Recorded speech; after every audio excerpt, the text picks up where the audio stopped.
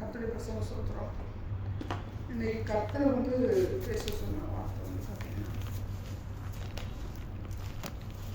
என்னிடத்தில் சேருங்கள், கூட்டி சேருங்கள். யோவேல் 2:15-16.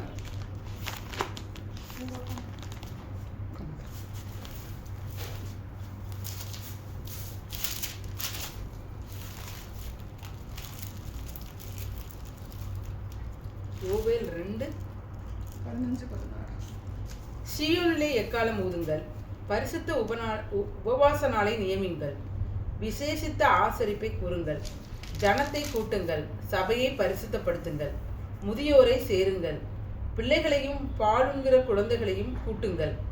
மணவாளன் தன் அறையையும் மணவாட்டி தன் மறைவையும் விட்டு புறப்படுவார்களாக. கர்த்தர் வந்து இன்னைக்கு வந்து நான் வந்து என்ன நினச்சேன், வருஷ கடைசியாக இருக்குது, நம்ம ஒப்புரவாகிட்டு ஆண்டவரை துதித்து ஸ்தோத்திரம் பண்ணிட்டு கடந்து போகணும். மெசேஜ் நம்ம சபையாக மெசேஜ் தேவையில்லை அப்படின்னு நான் நினச்சேன். அப்புறம் காலையில் கர்த்தர் பேசும்போது நான் உன்னை விட்டு விலகுவதும் இல்லை, உன்னை கைவிடும் இல்லை, யோசுவாவுக்கு சொன்ன அதே வசனம் வந்து எனக்கு கொடுத்தாச்சு. இந்த வருஷத்துக்கு ஆண்டவர் என்னோட பேசுகிறாரு. அப்போ சரி, இதை வச்சு கர்த்தர் பேச சொல்கிறாருப்பா, இதை குறித்து மெசேஜ் எடுப்போம் அப்படிங்கும்போது தான் என்னிடத்தில் கூட்டி சேருங்கள், யோவேல் 2:2 சேருங்கள்னு சொல்லி மட்டும் வந்துச்சு. அப்போ பார்க்கும்போது யோவேல் 2:15-16 பார்க்கும்போது என்ன சொல்கிறாரு அப்படின்னு பார்த்தீங்கன்னா, ஃபஸ்ட்டு என்ன சொல்கிறாரு, என்னிடத்தில் 2:15 வந்து சீயோனிலே எக்காலம் ஊதுங்கள். ஃபஸ்ட்டு சீயோனிலே எக்காலம், ஆமாம், சீயோனிலே எக்காலம் ஊதுங்கள். சீயோனிலே எக்காலம் ஊதுங்கள் அப்படிங்கும்போது, இப்போ சீயோன் எடுத்துட்டா அந்த நாட்களில் வந்து சீயோன்னா எருசலேம் அப்படின்னு வச்சுக்கிறாங்க. மோசேயின் காலத்தில் வந்து பார்த்திங்கன்னா ஆசரிப்பு கூடாரத்துக்கு முன்னாடி வரும்போது என்ன செய்வாங்கன்னா, எக்காலத்தை ஊத பண்ணி, ஃபஸ்ட்டு வந்து எக்காலம் ஊதலை, மோசே வந்து கூட்டி சேர்க்குறாப்புல.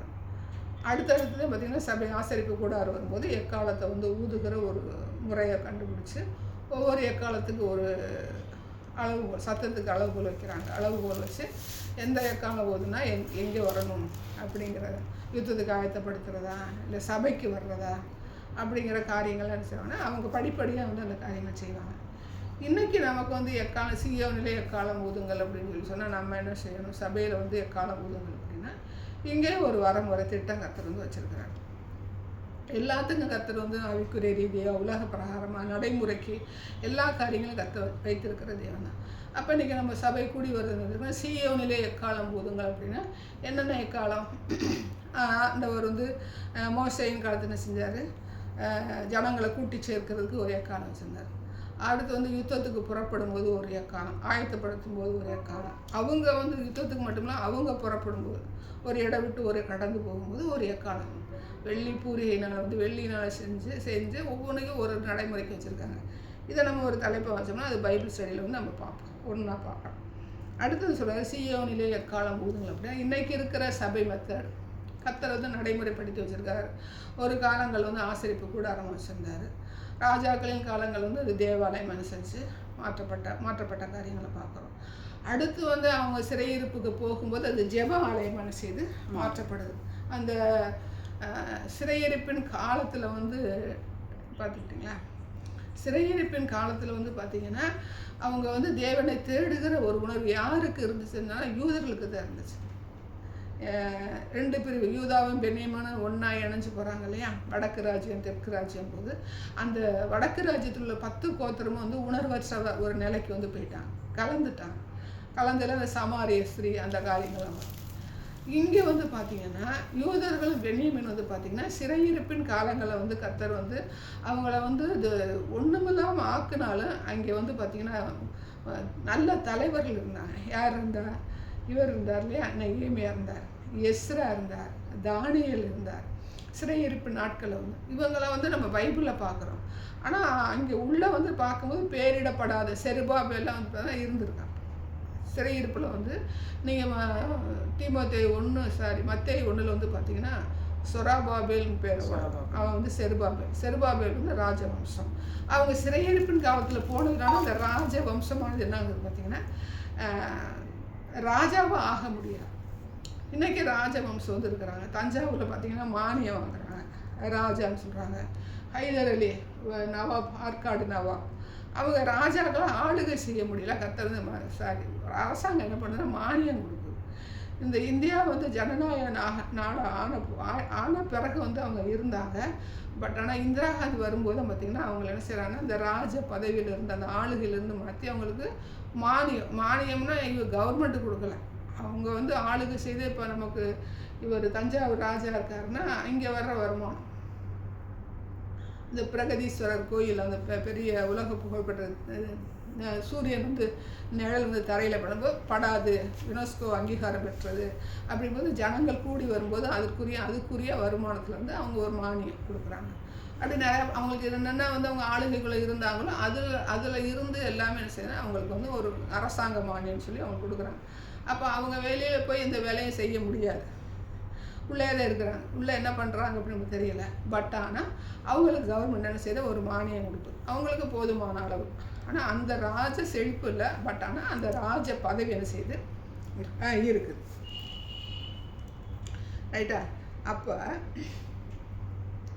இந்த ராஜாக்களின் காலங்கள் வந்து பார்த்திங்கன்னா சிறையிருப்புக்கு போகும்போது அவங்க ஜெப ஆலயத்தில் என்ன பண்ணுறாங்கன்னா ஆண்டவரை வந்து தேடுறாங்க. அவங்களுக்கு பலி செலுத்த முடியாது. எங்கே பலி செலுத்தணும், எல்லா இடத்துலையும் பலி செலுத்தக்கூடாது. எப்போ வந்து பலி செலுத்துறோன்னா அங்கே தேவாலயத்தில் வந்து தான் பலி செலுத்தணும். அந்த மாதிரி காலங்கள் இருக்குது. அப்போ என்ன செய்கிறாங்கன்னா அவங்களுக்கு கர்த்தர் ஒரு அனுகூலமான ராஜாக்களை வந்து கர்த்தரை எழுப்புறாங்க. அப்போ அவங்க என்ன சொன்னாங்கன்னா நீங்கள் உங்க தெய்வங்கள் என்ன செஞ்சுக்காங்க, வழிபட்டுக்காங்க, தொழுது கொள்ளுங்க அப்படின்னு சொல்லும்போது என்ன செய்யறாங்கன்னா ஜெப ஆலயங்கள்னு சின்ன ஒரு ரூம் மாதிரி இப்போ நம்ம எடுத்து கட்டுறோம்ல 10க்கு 10 ஏதோ எடுத்து அதில் வந்து அவங்க என்ன செய்கிறாங்க வந்து அந்த வேத புஸ்தகத்தில் இருக்கிற காரியங்கள் வந்து பிள்ளைங்களுக்கு கற்றுக் கொடுக்கறது, இவங்களும் படிக்கிறது, அந்த மாதிரி காரியங்கள் வந்து அங்கே நடத்துகிறாங்க. அதை ஸ்கூலாக வச்சு நடத்திருக்காங்க. எதோ சிறையிருப்பின் காலங்கள். அதுதான் பார்த்திங்கன்னா ஜெப ஆலயங்கள் அவங்க வந்த பிறகு என்ன பண்ணுறாங்க அப்படின்னா தேவாலயத்துக்கு மட்டும் இல்லை எல்லா இடங்களையும் செய்கிறாங்க. சின்ன ஒரு 10க்கு 10 எவ்வளோ ஒரு ஹால் மாதிரி ஏற்பாடு பண்ணி அங்கே என்ன செய்கிறாங்கன்னா கூடி ஜெபம் பண்ணுற எல்லா காரியமும் பண்ணுறாங்க. அதில் தான் வந்து இயேசு கிறிஸ்துன்றாரு ஏசாயா புஸ்தகத்தை விரித்து சொல்லி கொடுக்குறாரா, போதிக்கிறாரா. அப்படிப்பட்ட ஜெப ஆலயங்கள் கர்த்தர் செய்கிறாரு, உண்டு பண்ணுகிறார். இப்போ என்ன பண்ணுறாங்க, அங்கே வந்து ஆலயமே இல்லை, எங்கே இல்லை, இஸ்ரவேலில் தேவாலயமும் கிடையாது. அப்போ இந்த ஜெப ஆலயங்கள் அவங்களுக்கு என்ன செய்யுது, அவங்களுக்கு யூஸ்ஃபுல்லாக இருக்குது. அந்த ஜெப ஆலயங்கள் மாடல் தான் இன்றைக்கி கற்றுக்கிற உலகங்களை கத்தாவே சபை அப்படிங்கன்னா உருவாகியிருக்காரு. இது நமக்குரிய தேவாலயம் கிடையாது. தேவாலயம் வந்து ஒன்று தான். எருசலேமில் சாலமோன் ஆலயம் கட்டப்பட்ட இடம். அந்த இதில் வந்து பார்த்தீங்கன்னா கர்த்தர் வந்து மறுபடியும் என்ன செய்வார், பிரதான ஆசாரியராக ராஜரீகம் பண்ணுகிறவரா ஆலயத்தை வந்து புதுப்பிக்கிறார் அப்படின்னு சொல்லி நம்ம வந்து வெளிப்படுத்துகிற விசேஷத்தில் தானிய புத்தகத்தில் பார்க்கும்போது நம்ம அதை குறித்து நம்ம பார்ப்போம்.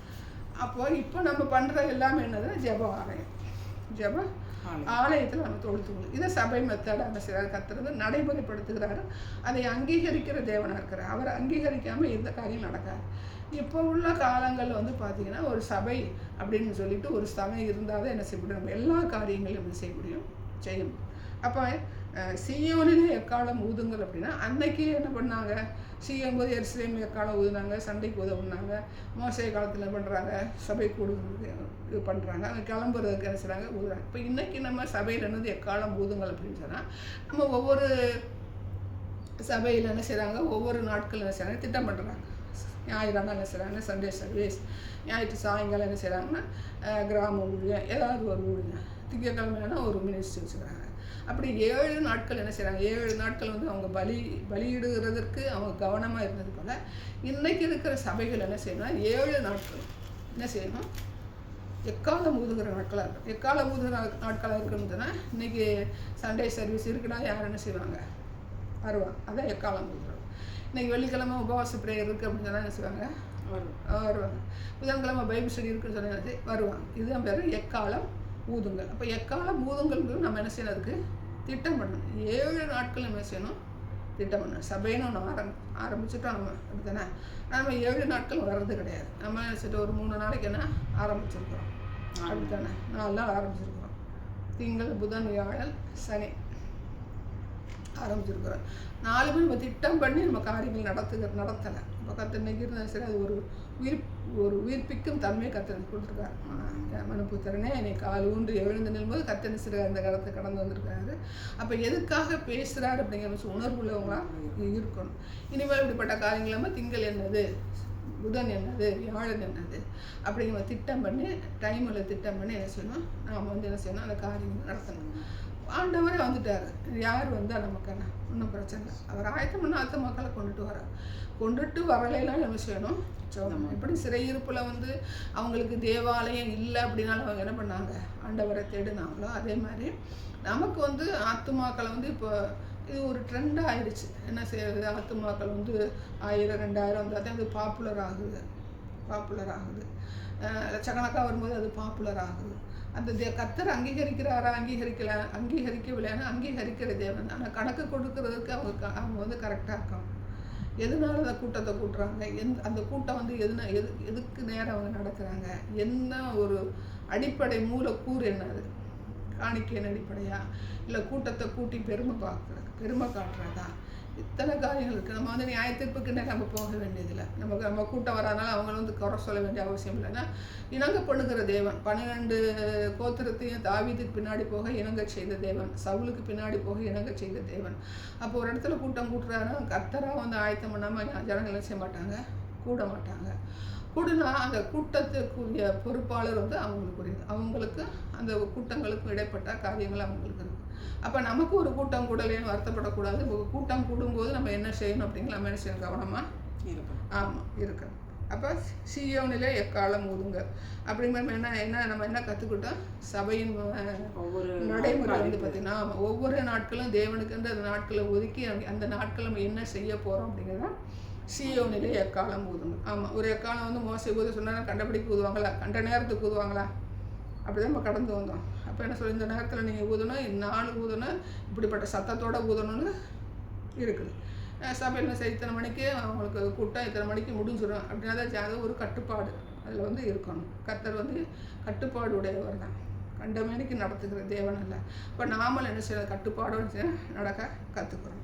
சரி, அடுத்தது என்ன சொல்கிறாரு, சீயோனிலே எக்காலம் ஊதுங்கள், பரிசுத்த உபவாச நாளை நியமிங்கள். பரிசுத்த உபவாச நாளை நியமிங்கள். சரி, பரிசுத்த உபவாச நாள் பார்த்தீங்கன்னா அந்த நாளைக்குரியது. இந்த நாட்கள் நமக்கு தேவையில்லைன்னு சிலர் என்ன சொல்லுவாங்க, பிரசங்கமோ ஆலோசனை பண்ணுவாங்க. ஆனால் உபவாச நாள் யாருக்குரியது, தேவனுக்குரியது. யாரில் உபவாசம் போட்டால் மோசே உபவாசம் இருந்தார். அப்புறம் வேறு யார் இருந்தா, எஸ்தர் இருந்தாங்க, தானியேல் இருந்தார், தாவீது இருந்தார். இயேசு கிறிஸ்து அவரே என்ன செஞ்சாரு, 40 நாள் உபவாசம் இருந்தார். மற்ற நாட்கள் ஒரு உபவாசம் இருந்தாரா இல்லையா நமக்கு வேதத்தில் சொல்லப்படலை. பட் ஆனால் அவர் இருக்கார், யார் இருக்கார், பவுல் இருக்கார்.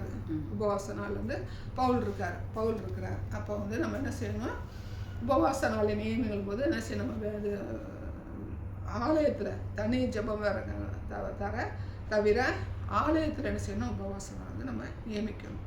நீங்கள் யாத்திராகமத்தில் விளைவிராகமம் எண்ணாகமத்தில் பார்த்தீங்கன்னா ஒவ்வொரு நாளும் பார்த்தீங்கன்னா பரிசுத்த பரிகார நாள் அப்படின்னு சொல்லிட்டு என்ன செய்வாங்க, அந்த நாட்கள் கடந்து வருவாங்க. இவர் எஸ்ரா என்ன செய்வார், ஜனங்கள் எல்லாம் உபவாசத்தில் இருந்து என்ன செய்வார், அந்த அர்ப்பணிக்கிற நேரங்கள் எல்லாரும் உபவாசம் முடிச்சு ஜோம் பண்ணுவாங்க. எஸ்தர் என்ன பண்ணுறாங்க, ஜோம் பண்ணுறாங்க. ஏசு கிறிஸ்து உபவாசம் இருந்து ஜோம் பண்ணுறாங்க. அப்போ தனிப்பட்ட ஜெபம் வேறு. அடுத்து பார்த்தீங்கன்னா என்னென்னா ஆலயத்தில் உபவாச நாளை நியமிக்கணும். உபவாச நாளை எப்படி நியமிக்கணும் அப்படின்னு பார்க்கும்போது நம்ம ஒரு நாள் வேதத்தின்படி என்ன இருக்குது, 3 நாள் 7 நாள், ஒரு வாரமாக 21 நாள் 40 நாட்கள். அது வேதத்தின் அடிப்படையில் என்ன செய்யணும், உபவாச நாட்களை நியமித்து திட்டம் பண்ணி யார் வர்றாங்களோ வரலையோ அந்த நாட்கள் செய்யணும் தேவ சமூகத்தில் தேவ சபையில் இருந்த அந்த காரியங்கள் நியமிக்கணும். உபவாச நாட்களை நியமிங்கள். அந்த நாட்கள் என்ன செய்யணும், இது வரைக்கும் நம்ம நியமிக்கலாம், இந்த வருஷத்தில் நம்ம செய்யணும், அதை நியமித்து நம்ம என்ன செய்யணும், கடந்து போகணும். அடுத்து என்ன சொல்ல வர்றாரு, விசேஷித்த ஆசரிப்பை கூறுங்கள். ஆமாம், விசேஷித்த ஆசரிப்புனா என்ன அப்படின்னா, இந்த கிறிஸ்மஸ் பண்டிகை, நியூ இயரு, அவங்க அண்ணனோட அறுவடை பண்டிகை பண்ணாங்க. அப்புறம் குழந்தை பிறப்பு, வேறு என்ன இருக்குது, திருமண நாள், இது எல்லாமே பார்த்தீங்கன்னா திருமண நாளில் குழந்தை பிறப்பு அது அந்த விசுவாசத்தோடு சம்மந்தப்பட்டதாக இருக்கும். சபையோடு சம்மந்தப்பட்டதுன்னா இயேசு கிறிஸ்து பிறந்த நாள், இயேசு கிறிஸ்து உயிர்ப்பித்த நாள், 2 நாள் இருக்குது. நமக்கு வந்து பெந்தேகோஸ்தே பண்டிகை கொண்டாடுறாங்க. நாம் வந்து பார்த்திங்கன்னா மணிக்கு சபையை நம்ம ஆரம்பிச்சோன்னா அதை கூட நம்ம என்ன செய்யலாம், ஒரு நாளாக வச்சு ஆண்டவர் நன்றி சொல்லலாம். அடுத்து வந்து பார்த்திங்கன்னா அந்த நாளை கடந்து முடிக்க பண்ணினாருன்னா அந்த முடிவை வந்து நம்ம என்ன செய்யலாம், ஒரு நாளாக வந்து அதாவது பண்டிகையை ஆசரிக்கிற ஒரு நாள், ரைட்டா, விசேஷித்த ஆசரிப்பு. இல்லை இப்போ எமர்ஜென்சி ஒரு உபவாச ஜபம், எமர்ஜென்சி ஒரு ஜபம். இன்றைக்கி நாட்டில் வந்து பார்த்திங்கன்னா ஆர்எஸ்எஸோட அட்டூழியம் வேறு ஏதாவது ஒன்று நடக்குது, உடனே இல்லை நமக்கு ஒரு விசுவாசி செய்கிறாங்க, ஒரு கிரிட்டிக்கல் பொசிஷனில் வந்து இருக்கிறாங்கன்னா அவங்களுக்காக ஜபத்தை நம்ம வந்து ஆயத்தம் பண்ணுகிறது, ஒரு அடக்க ஆராதனை என்ன செய்கிறாங்க, ஆயத்தம் பண்ணுகிறது. இந்த மாதிரி ஜபங்களை விசேஷித்த ஆசரிப்பு வந்து எங்கே பண்ணணுமா, இப்போ நம்ம தனிப்பட்ட முறையில் பண்ணணும், அதே நேரத்தில் சபையில் என்ன செய்யணும், அது நம்ம பண்ண வேண்டிய கட்டாயத்தில் நம்ம இருக்கிறோம், ரைட்டா. சரி, அடுத்து என்ன சொல்கிறாங்க, ஜனத்தை கூட்டுங்கள். ஜனத்தை கூட்டுங்கள். அப்போ சபைன்னு வச்சுட்டா நம்ம என்ன செய்யணும், ஆத்துமாக்கள் என்ன செய்யணும், கூட்டித்தான் ஆகணும். அப்போ கூட்டி சேர்க்கறதுக்கு நம்ம என்னென்ன ஸ்டெப் எடுக்கணும், ஆத்தும ஆதாயம் பண்ணுங்கிறவங்களா இருக்கணும். ஆத்தும ஆதாயம் சபைக்காக மட்டுமானா சபையில் வந்து ஆத்தும ஆதாயம் பண்ணி சபையில் வந்து ஆத்துமாக்களை வந்து கொண்டு வந்து சேர்க்கணும். இப்போ நம்ம ஒரு சபையை நம்ம வந்து ஒரு ஆத்துமா நம்ம ஆதாயம் பண்ணும்போது அவங்க என்ன சொல்கிறேன், அந்தந்த இடத்துல அந்தந்த சபைக்கு நம்ம அனுப்பணும். நான் இன்றைக்கி ஒரு ஆத்துமா ஆதாயம் பண்ணிட்டேன் உடனே என்ன செய்யக்கூடாது, நீ எத்தனை மைலாக இருந்தாலும் நீ இங்கே வா அப்படின்னு செய்யக்கூடாது, சொல்லக்கூடாது. ஆத்துமா ஆதாயம் பண்ணுங்கிறது ஒருத்தருடைய கடமை. மத்திய 28:18-20 சொல்கிறாரு, வாசிங்க.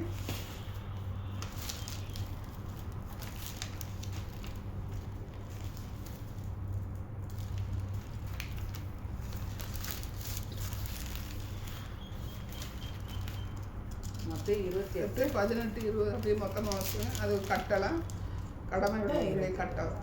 அப்பொழுது இயேசு சமீபத்தில் வந்து அவர்களை நோக்கி, வானத்திலும் பூமியிலும் சகல அதிகாரமும் எனக்கு கொடுக்கப்பட்டிருக்கிறது. ஆகையால் நீங்கள் புறப்பட்டு போய் சகல ஜாதிகளையும் சீசராக்கி பிதா குமாரன் பரிசுத்த ஆவியின் நாமத்திலே அவர்களுக்கு ஞானஸ்தானம் கொடுத்து நான் உங்களுக்கு கட்டளையிட்ட யாவையும் அவர்கள் கை கொள்ளும்படி அவர்களுக்கு உபதேசம் பண்ணுங்கள். இதோ உலகத்தின் முடிவு பரியந்தம் சகல நாட்களிலும் நான் உங்களுடனே கூட இருக்கிறேன் என்றார். சரி, ஆத்தும ஆதாயத்தோட லிங்க் தான் இது. என்ன செய்யணும், சீஷர்களை உருவாக்குறது. அடுத்து நமக்கு அவர் என்ன நமக்கெல்லாம் என்ன உபதேசம் பண்ணாரோ அதையெல்லாம் அவங்களுக்கு உபதேசம் பண்ணி எங்கே கொண்டு வந்து சேர்க்கணும், பரலோகத்தில் கொண்டு போய் சேர்க்கணும். ஆத்தும ஆதாயத்தில் எல்லாமே என்ன செஞ்சிடுவேன், லிங்க் ஆயிரும். ஒரு ஆத்துமாவை கொண்டு வந்து நம்ம சபையில் சேர்த்த உடனே இது எல்லாமே லிங்க் ஆகும். அப்போ ஒரு ஆத்துமாவை கொண்டு வந்த உடனே அவங்ககிட்ட நம்ம என்ன செய்யக்கூடாது, காணிக்கையை பற்றி பேசுகிறது, வேறு காரியங்களை பற்றி பேசுகிறது, நீங்கள் அந்த சபைக்கு போகாதீங்க, இந்த சபைக்கு போகாதீங்க, அவங்க அப்படி இவங்க இப்படின்னு சொல்லி பேசுறதுலாம் நமக்கு அது தேவையில்லாத காரியம். ஆத்துமா வந்த உடனே நம்ம என்ன செய்யணும், அவங்கள வந்து நாட்டப்பட்டவர்களா, கனி கொடுக்குறவர்களா பரலோகத்தை கொண்டு சேர்க்கறதுக்கு நம்ம என்னென்ன ஸ்டெப் எடுக்கணுமோ அந்த ஸ்டெப்பு உடன் ஊழியக்காரர்களை மாற்றலாம், அவங்கள ஒரு நல்ல போதகராக உருவாக்கலாம். நல்லவோ காரியங்கள் இருக்குது, நல்ல தீர்க்கதரிசி, நல்ல வரங்கள் உடையவர்களா, நல்ல கனிகள் உடையவர்களா, நமக்கு ஈடால நமக்கு மேலாகவே அவங்களை என்ன செய்யணும், உருவாக்கணும். அதுதான் ஒரு நல்ல ஒரு போதகனுக்குரிய அடையாளம். ஓகேயா. அடுத்து வந்து பார்த்தீங்கன்னா கூட்டி சேர்ப்பது வந்து இன்னொன்று என்ன இருக்குன்னா, சபையை பரிசுத்தப்படுத்துங்க. சபை பரிசுத்தம் இருக்கிறது. கூட்டி சேர்க்கறது நமக்கு என்ன செய்யணும், காலிங் இருக்குது, அழைப்பு இருக்குது. கூட்டி சேர்க்கணும், சும்மா ஒருத்தரை கூட்டி சேர்க்க முடியுமா? இன்றைக்கி ஒரு கல்யாணம் நீங்கள் வச்சிங்கனாலே என்ன செய்யணும், கல்யாணத்துக்கு தாயாவது தகப்பனாவது தாய் மாமனாவது இல்லை அந்த பையனுக்கு ஒரு நெருங்கிய ரிலேஷன் உள்ள பையனை எப்படி கூப்பிட முடியும், கல்யாணத்துக்கு கூப்பிட முடியும். இல்லை நண்பனுங்கிற முறையில் என்ன செய்யலாம், கூப்பிட்டாலும் என் ஃப்ரெண்டு கல்யாணம் வாடா அப்படிங்கும்போது அவன் நமக்கு ஃப்ரெண்டாக இருக்கணும். அப்போ ஒரு நெருங்கின உறவுக்கு வந்து யாரை அழைக்க முடியும், ஒருத்தனை வந்து அழைக்க முடியும். அப்போ சபைக்கு நம்ம வந்து எப்படி அவங்கள கூட்டி சேர்க்கறது அப்படிங்கும்போது ஒரு சாதாரண விசுவாசி என்ன செய்யலாம், கொண்டு வந்து விடலாம். பட் ஆனால் அந்த சபைக்கு வந்து ஒரு சபை இருந்தால் தானே ஒரு விசுவாசி வந்து அந்த ஆத்மாவை கொண்டு வந்து விட முடியும். அப்போ அந்த சபையை கட்டி நிலைநாட்டுகிற ஒரு பொறுப்புள்ள ஒரு அழைப்பு உள்ள மட்டும்தான் இந்த காரியத்தை என்ன செய்ய முடியும், நடத்த முடியும்.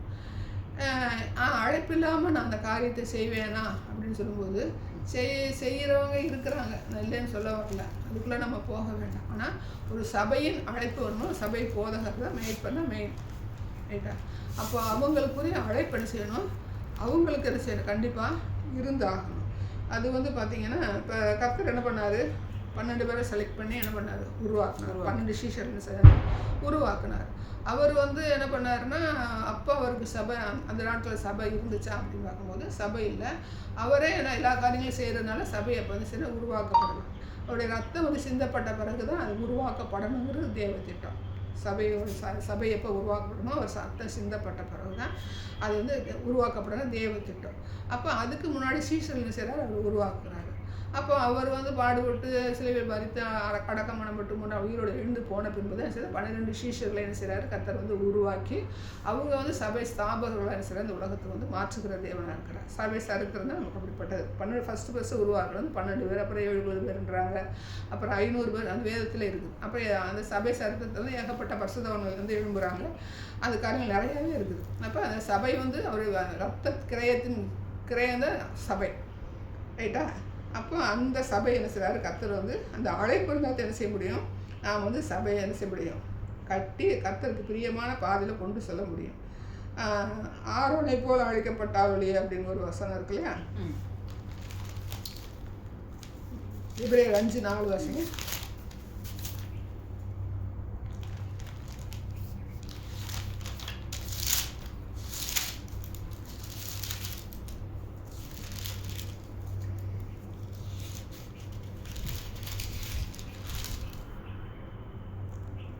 மேலும் ஆரோனைப் போல தேவனால் அழைக்கப்பட்டால் ஒழிய ஒருவனும் இந்த கனமான ஊழியத்திற்கு தானாய் ஏற்படுகிறதில்லை. ஆமாம், ஆரோனை போல அழைக்கப்பட்டால் ஒழிய. ஆரோனை போல அழைப்புக்கு வந்து பார்த்தீங்கன்னா யாத்திராம் 28-29 அதிகாரங்கள் வந்து ஃபுல்லாக இருக்கும். ஒரு சபை மேய்ப்புனா அழைக்கப்பட்டவன் எப்படி இருக்கணும், பிரதான ஆசாரியன் அவன். அப்போ ஒவ்வொரு சபையின் மேய்ப்பன் வந்து பார்த்திங்கன்னா பிரதான ஆசாரியன் தான். ஆனால் இப்போ உள்ள பிரதான ஆசாரியர் யாருன்னா நம்ம இயேசு கிறிஸ்து தான். நம்ம யாரையும் பிரதான ஆசாரியன்னு சொல்லக்கூடாது. அன்றைக்கி வந்து ஆரோன் வந்து பிரதான ஆசாரியனாக தான் இருந்தான். மோசே வந்து எல்லாத்துலேயும் இருந்தாலுமே ஆரோன் தான் கர்த்தர் பிரதான ஆசாரியனாக தெரிந்தெடுக்கிறாரு. இன்றைக்கி இஸ்ரவேலர் வந்து பார்த்திங்கன்னா பிரதான ஆசாரியனுடைய வழியில் வந்தவங்கள இந்த ரத்தத்தை டெஸ்ட் பண்ணுவாங்களா, அந்த மாதிரி டெஸ்ட் பண்ணி அதை செலக்ட் பண்ணி வச்சுருக்கிறாங்க. இப்போ இன்ன வரைக்கும் அது உயிரோடு தான் உயிர்ப்பிக்கும் தன்மையோடு தான் கர்த்தர் வச்சுருக்கிறார். இன்றைக்கி ஒரு சபை மேய்ப்பர் வந்து எப்படி இருக்கணும்னா ஒரு ஆரோனை போல அழைப்பு அவங்களுக்கு, காலிங்கோட நிச்சயம் அவங்களுக்கு வந்து இருக்கணும். பவுல் வந்து எப்படி அழைக்கப்பட்டார், அப்போஸ்தலர் 9 வந்து என்ன சொல்கிறாரு, சவுலே சவுலே என்னை துன்பப்படுத்த போது இவன் என்ன செய்கிறார், ராஜாக்களுக்கு பாத்திரமாக இருக்கிறேன், இவனை போய் அனனியாட்ட பேசுகிறாரா, நீ போய் என்ன செய்ய, அவனை போய் அபிஷேகம் பண்ணி அவனுக்கு கண்ணை திறந்து விடு, வசதால் அபிஷேகம் பண்ணி எல்லா காரியங்களும் சொல்லும்போது அவன் பின்னாடி என்ன பெரிய வல்லமே செய்கிற ஊழியங்கள் செய்கிற மனுஷனாக இருக்கிறேன், தேவனுடைய மனுஷனாக இருக்கிறேன். அவனுடைய அழைப்பு வந்து அவனே நிச்சயிக்கிறேன். நிச்சயத்தை எல்லா காரியங்களும் வந்து பவுலுடைய காரியங்களும் அந்த ரட்சிப்பு தான் அந்த அப்போஸ்தலர் 9 ஸ்டார்ட் ஆகுது. பட் ஆனால் அவன் எல்லா காரியங்களும் செய்யும்போது கர்த்தர் என்ன சொல்கிறாரோ அதன் பிரகாரம் சபையில் நிறையா கட்டி ஊழியர்கள் எல்லாம் நிறைய எழுப்பி அவனுடைய திட்டத்தின் பாதையில் வெற்றிகரமான ஒரு வெற்றி வீரனாக கடந்து செல்கிற ஒரு தேவனுடைய மனுஷனாக இருக்கிறான். அவனை பாரு சாதிக்கக்கூடிய மனுஷர்கள் இந்த நாட்களில் இருக்கிறாங்களான்னு சொல்லப்போனால் இல்லவே இல்லை. அப்படிப்பட்ட ஒரு உன்னத நிலையில் வந்து அவன் கடந்து போகிற ஒரு மனுஷனாக இருக்கிறேன். அடுத்து வந்து பார்த்திங்கன்னா ரெண்டில் வந்து என்ன படித்தோம், என்னுடைய காலங்களில் பரிசுத்த உபவாசம், முதியோரை சேர்ந்து சபையை ஒரு நிமிஷம், முதியோரை சேருங்கள், பிள்ளைகளை பாலுங்கிற குழந்தைகளையும் கூட்டுங்கள். அப்போ அந்த சபையில் வந்து யாரெல்லாம் வரலாம், அதுக்கு ஒரு வரமுறை இருக்கா, அநியாயம் இருக்கான்பது யார் சொல்கிறார், முதியோர்களையும் வரலாம், பாலுங்கிற குழந்தைகள் வந்து பால் சாப்பிட்ற குழந்தைகளை வரலாம், ரைட்டா, எல்லாருமே சபைக்கு வரலாம் அப்படின்னு சொல்கிறார். சபைக்கு வந்து எல்லாருமே வரலாம். ஆனால் வரும்போது அந்த சபையில் உள்ளவர்கள் வந்து எப்படிப்பட்டவங்களாக இருக்கணும் அப்படின்னு பார்த்தீங்கன்னா எபேசியர் 4:11 வாசிங்க. ஆகையால் அந்த திருஷ்டாந்தத்தின்படி ஒருவனாயிலும் கீழ்ப்படியாமையினாலே விழுந்து போகாதபடிக்கு நாம் இந்த இளைப்பாறுதலில் பிரவேசிக்க ஜாக்கிரதையா இருக்கு. எபேசியர் 4:11 4:11-12 வாசிங்க. 4:11